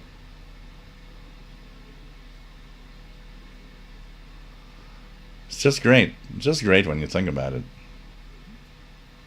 But do go through the world radio history. There's a lot of stuff in there, honestly, a lot of stuff in there. So, hey guys, we've been on for what? 3 hours and 53 minutes. I will need to eat. And you know what? I will do the Moscow Nights. But you know what? Don't forget donations through the Super Chat or PayPal donations, guys. Come on. I do this every week for 4 hours, and not counting the videos and all the stuff that you see. I know some of you can give money that you never do. Come on, guys. Okay. How about new donations from people that never do? I've got people that give every week. It's not to these people to donate every week. There could be a lot more diversity in donations, and any amount helps, guys. Okay, so please, okay, guys. So we will end with, of course, hey Al-Nissam, nice to have you here. We will end with the Moscow Nights dance. Think about it, guys. If I wasn't here anymore starting next week, would you miss this? Well, think about it, okay? Much appreciated. I love you guys. But at the same time, I make a living off of this, and it's important to understand that. So, as much as I love you, Kevin,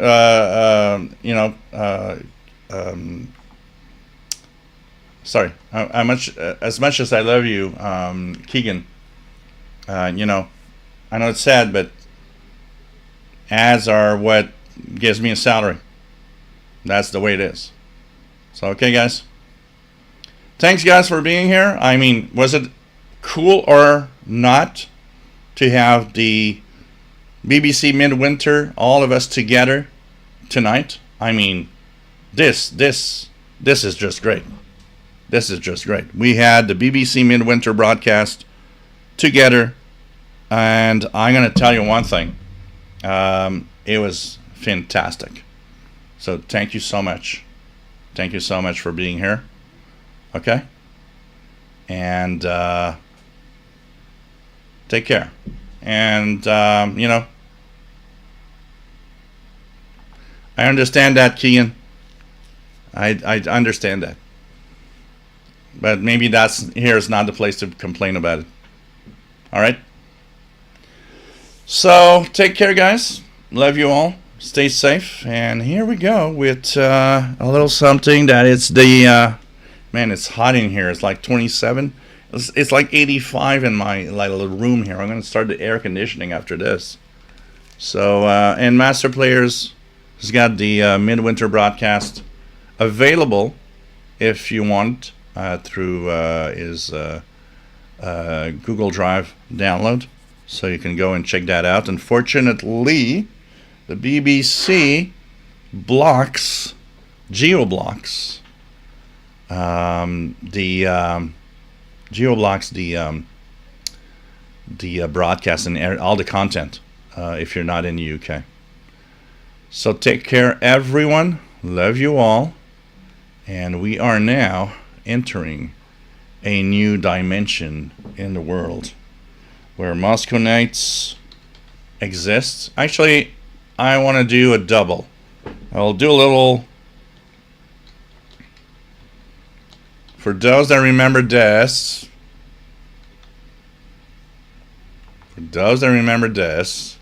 I would like to share a first, a BBC memory that I know you guys will love, and I'm just going to make sure that this plays through the proper, there we go, and this one. BBC World Service. We're now closing on 15.22 megahertz. We continue on 17.84 and 9.515 megahertz. Oops, that's not what I wanted. Sorry, guys. Oops, I just messed up. Oh man, I can't play it now. Wait. Okay, give me 2 seconds, guys. Let's just restart the console. I did a little something I shouldn't do. We're gonna be here.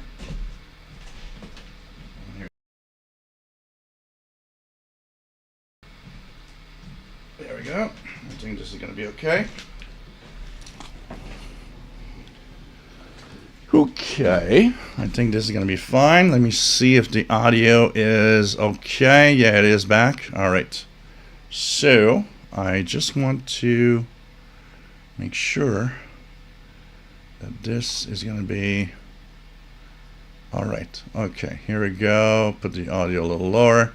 Sorry, guys, but this is one thing you guys are gonna remember if you were a BBC fan back in the day. Service. We're now closing on 15.22 megahertz. We continue on 17.84 and 9.515 megahertz. Thank you, Donald. This is London.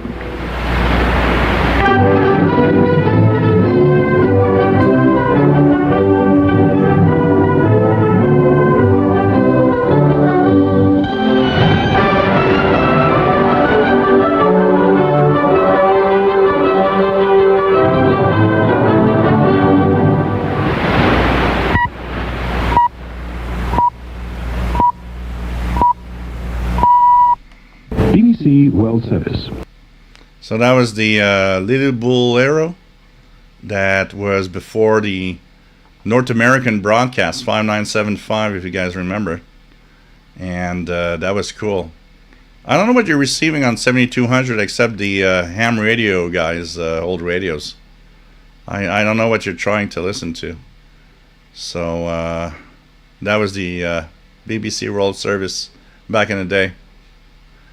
So here we are now going to get to the Plat de Résistance. Masconets has performed by a Canadian dancer, shortwave listener, and streamer. So hope you guys enjoy this. See you next week. Will be a lot of fun to be back next week as usual, and hope that everybody has a great week. Love you all. Okay, so here's the dance coming in a few seconds. So here we go.